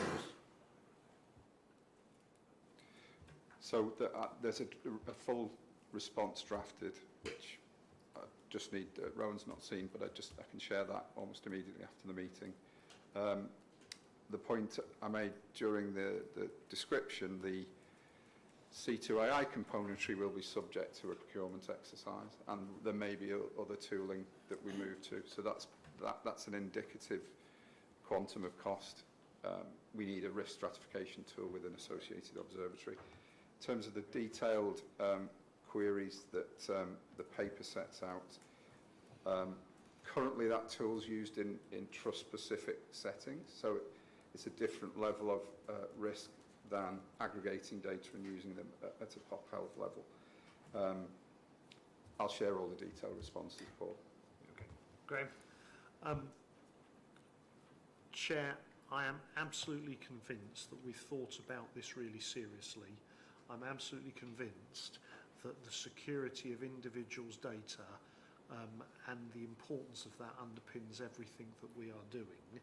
But I also recognise that over a number of instances, not just the NHS, but in commercial settings, this is something that the public are rightly concerned about. So let's make sure that we actually publish a response to those questions with our board papers on our website, and let's make sure that we continue to assure both the board and the public about the safety and in the integrity of their data. Thanks, Graham. Really helpful. Okay, so we paused on bullet point 2 of the approval. I think we've got bullet point 1 approved. We've heard the commentary about Cheshire record. It remains a priority, and Graham's illustrated to us the different funding streams that we have. With that in mind, can I seek the board's approval for bullet point 2? Yep, thank you. Okay, really good conversation, Rowan, John, and we will absolutely come back to this. We need to understand it more and understand how we can support it. Claire, ICB assurance framework, I'm going to suggest the papers there is pretty clear. Unless people have got questions critical at this point in time, we will return to the ICB framework, governance framework, next month. Okay, so it was there for noting. Staff survey, Chris? Thank you, Chair. In the interest of time, I'm happy to take this paper as read. Hopefully it's very explicit in terms of what we've done with it so far and the actions that we intend to take. And happy to take any questions, Chair. Thank you, Chris. So, hugely important topic to us. Got some information there about Cheshire and Merseyside staff experience. Any points, questions? Hilary?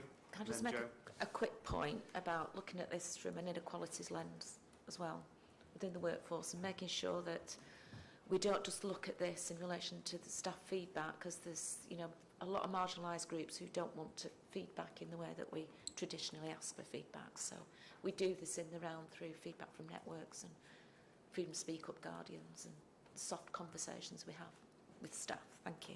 Good point, thank you. Joe? It was just a question about whether or not we ought to record the individual provider response rate, because I think it's very variable across the piece, and that probably sort of covers over some variations and so on. I don't know what it means, but I think it's important to record it and ask some questions about it over time.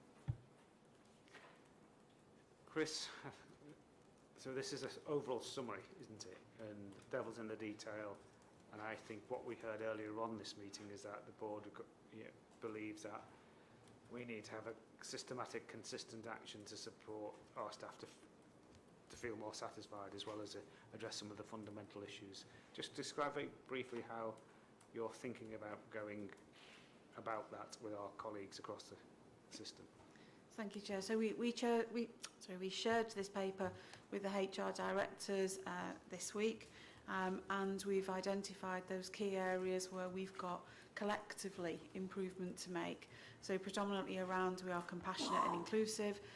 We haven't made the progress that we'd like to see, and I think when we do the analysis that goes back beyond last year, we saw a dip a few years ago and we haven't made any improvement since.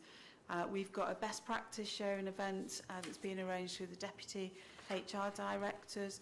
We're really fortunate in our area that we have some of the best performing trusts in the country. We've equally got some trusts where they've seen deterioration in pretty much all of those people promise areas.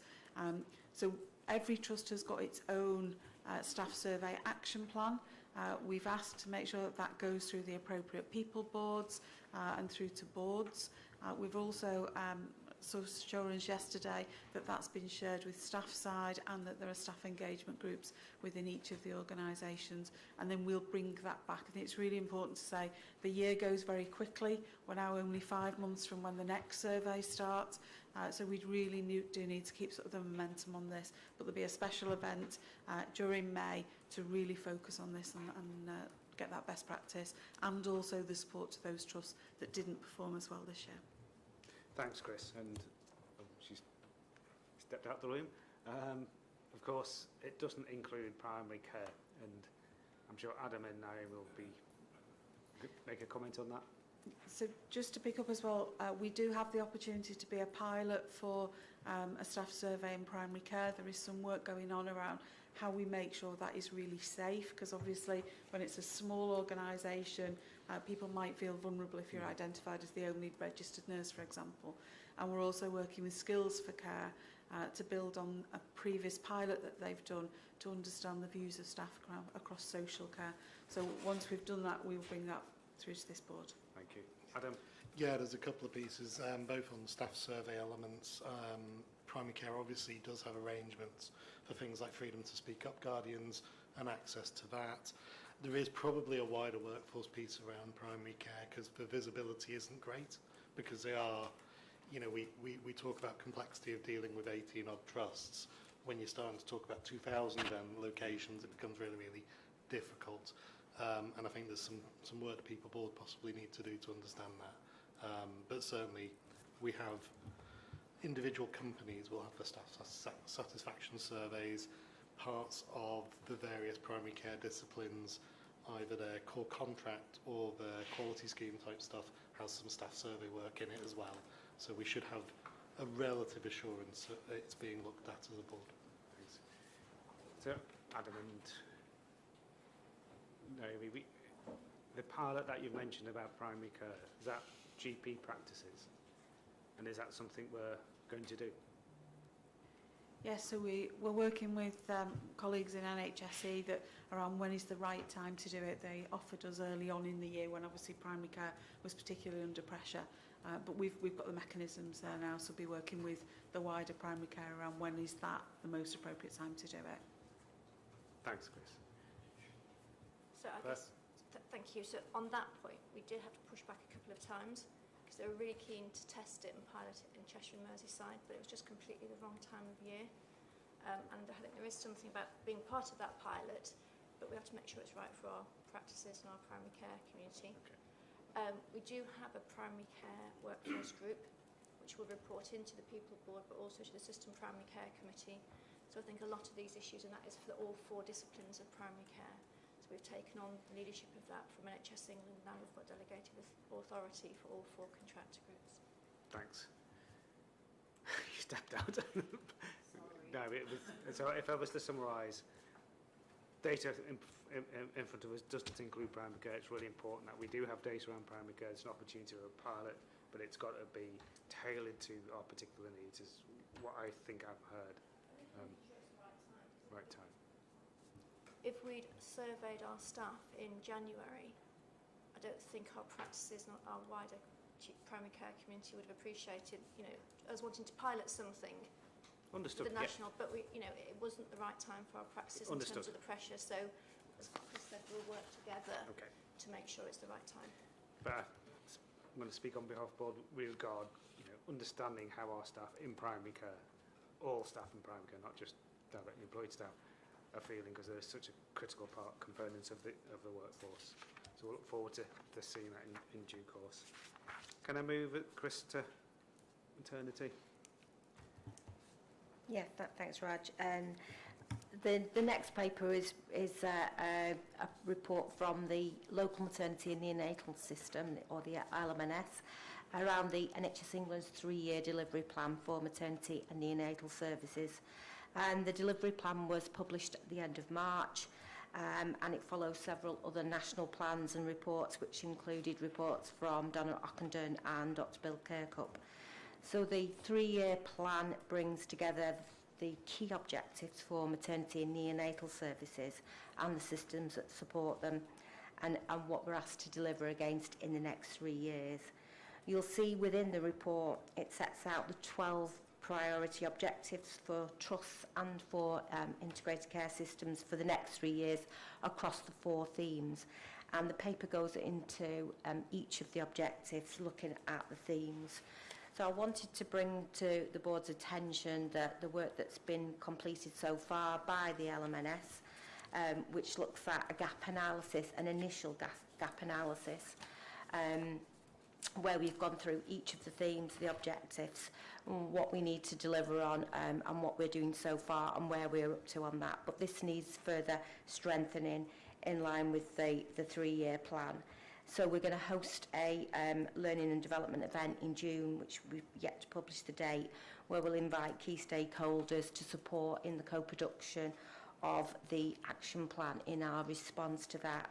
And we're also working closely with the Equity and Engagement Forum, meeting quarterly to ensure that women and families from ethnic backgrounds and underrepresented groups are represented and are able to contribute into that. There's 2 appendixes, quite a lot of papers in there, but those were the key areas that I wanted to raise, and I'm happy to take any questions or comments away. Thanks, Chris. Any questions or comments? Hugely important issue for us. Okay, so let me just make a couple of comments. We actually saw this paper in the subcommittee that's been established around high risks in women's services this week, and it had a lot of discussion. I think what we've asked of the RMS is to be able to do a next iteration of this paper so that the committee and then subsequently this board can see in a more effective way the significant risks, the challenges and the implementation plan, because it's a very, very comprehensive piece of paper with lots of things, but it's hard to make an overall judgment call about the progress that we're making. So they're on to that. That will help us, I think, as a board understand where those key risks are and issues are, and whether implementation is progressing at speed. Is that fair, Chris, in terms of the summation of what happened at the committee? Yes, I think it was, yeah. Anne? I feel like I'm harping on about workforce a lot today, but you know, there's a lot of kind of aspirational stuff that isn't supported by metrics, and I'm sure there are probably metrics somewhere, but this thing about, you know, retention and the plans around retention, it's like we need more staff, and, you know, we're not, what's the pipeline like?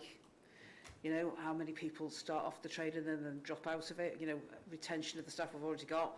You know, there's a lot of stresses going on in the world of obstetrics at the moment that doesn't make it a, you know, a kind of very desirable career option, and doesn't make it a very desirable place to stay at times. There's a lot of unhappiness with some of the things that are going on. So we do need to be really clear about just what the mathematics of this are in terms of, you know, having aspirational things about retention just feels a bit, you know, wouldn't we all love that? But what, you know, if we got really underneath it, and have we got some proper action plans and proper metrics to measure whether what we're doing is successful?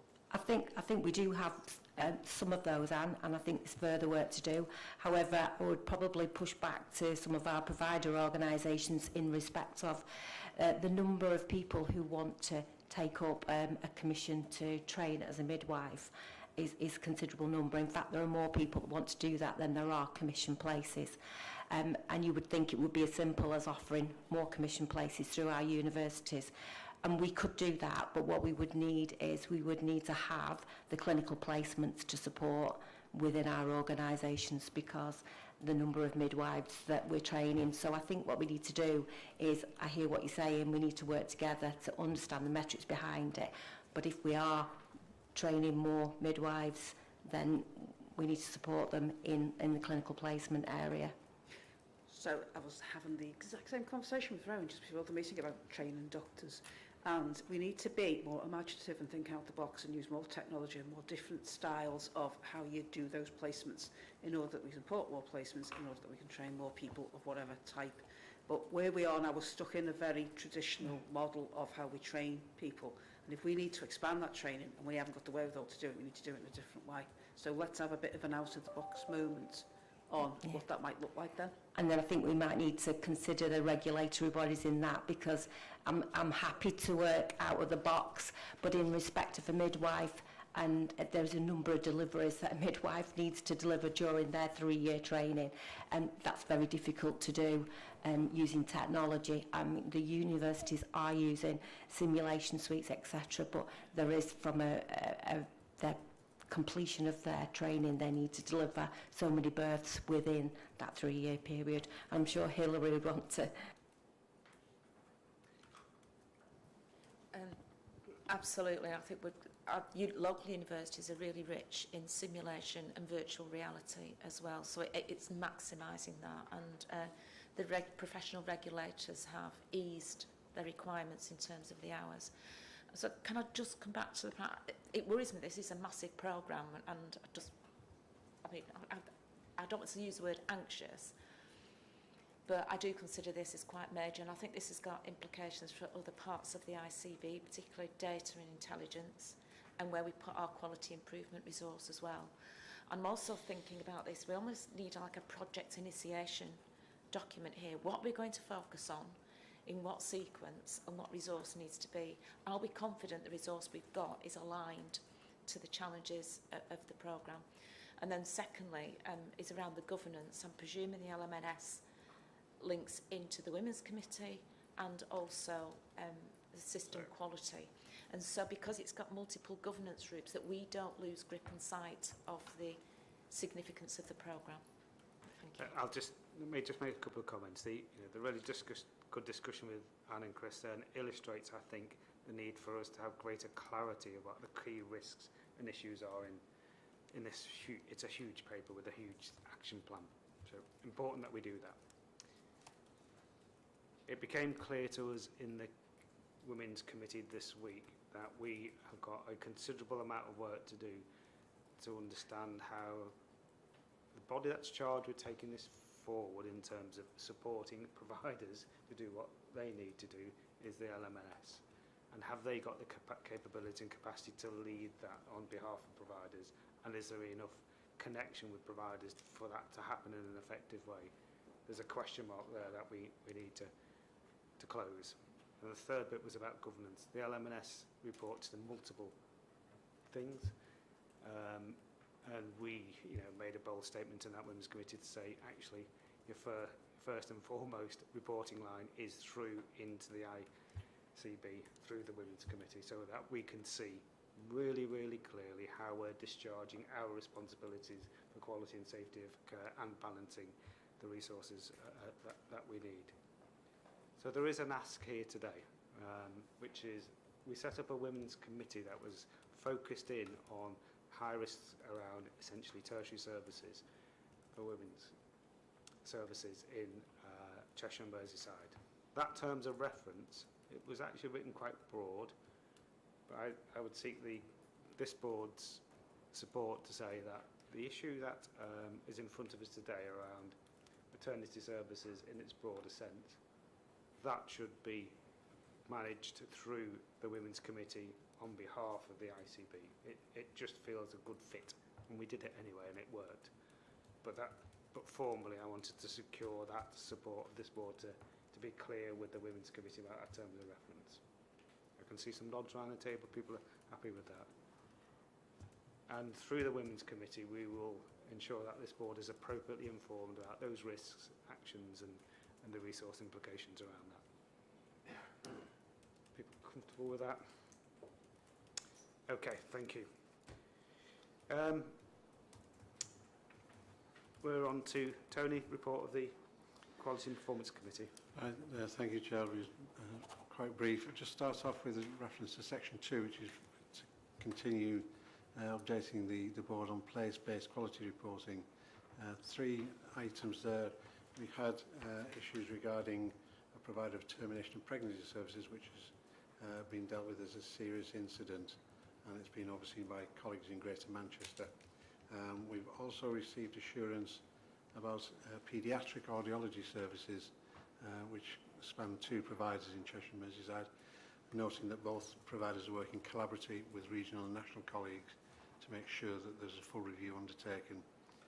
We also were updated on positive progress with a local independent mental health provider in Warrington Place, where CQC have re-inspected and have now increased the rating to good. The committee was updated in relation to mental health demand and how demand is affecting occupancy levels across the system, something we've discussed extensively today. And the note was that we would follow on with a session at the System Quality Group, which took place yesterday, which was an excellent session. Both Chris and I were hugely impressed by the quality presentation from regional and Merseycare providers. It's given us an awful lot of thought, though, for the future. It's really opened up a huge number of positive ways forward. I'll move on then to escalation to the board, Quality and Performance Committee, and we receive reports from the local maternity and neonatal system regularly, who are praisers of the strategic and ongoing risks affecting maternity services. Particular attention was drawn to workforce shortages, which again we've discussed today, and the committee are informed about the work between LMNS and CMAS to ensure that actions are being taken forward. We'll be following that through up on a continued basis, and we're also engaged in a discussion about the work underway at Liverpool Women's Hospital following the inspection by CQC and the number of areas of challenge that have been identified, noting there's been very strong input from the ICB, LMNS and regional partners to ensure improvements are made. I think your point there about the Women's Committee and its role and the Quality Committee's role, these are, for me, they are two different things that we're dealing with here, but if they work well together, there'll be an effective way of assuring good quality services. Good job. Thanks, Tony. Any questions on this report? Just 2 comments, Tony. One is, I read about East Cheshire, Rowan and the shimmy. It's good to see that, there's a clear plan. Really, really important, isn't it? Given what we know, history tells us about some of the shimmy issues. And just to be clear, Tony, on the escalation issues, I read them in this way. I think that's a note here rather than specific. You're requesting specific action from the. No, just a note. Yeah. Okay, thank you. If we can go on to REMCOM, Remuneration Committee. Sorry, Tony. Yes, carrying on with it. Thank you. The committee looked at a number of items on the Section 2, the mutually agreed resignation scheme, and the committee noted the updates report, and we'll be getting further feedback from Chris at a later date. We approved the remuneration of the Director of Population Health and the Interim Place Director for Liverpool, and those are set out in the report. There are a number of other confidential issues discussed that we'll be following up at the next meeting of the Remuneration Committee. Sure. Thank you, Tony. Any questions, comments for Tony on Remuneration Committee papers? Thank you. And Erica, we did talk about Finance Committee. Was there anything else that needs to be covered? Any questions on the Finance Committee report to the board here today? We're comfortable with that. Haven't been notified of any other business. Closing remarks. Been a really good conversation, really good discussion, and some really good interrogation of some significant issues that we face. So thank you very much for your contribution and participation. As usual, we'll do a summary of the key issues, and that will go out quickly after this board, and the next meeting of this board in public is on the 25th of May in the Civic Centre at Ellesmere Port. Thank you very much.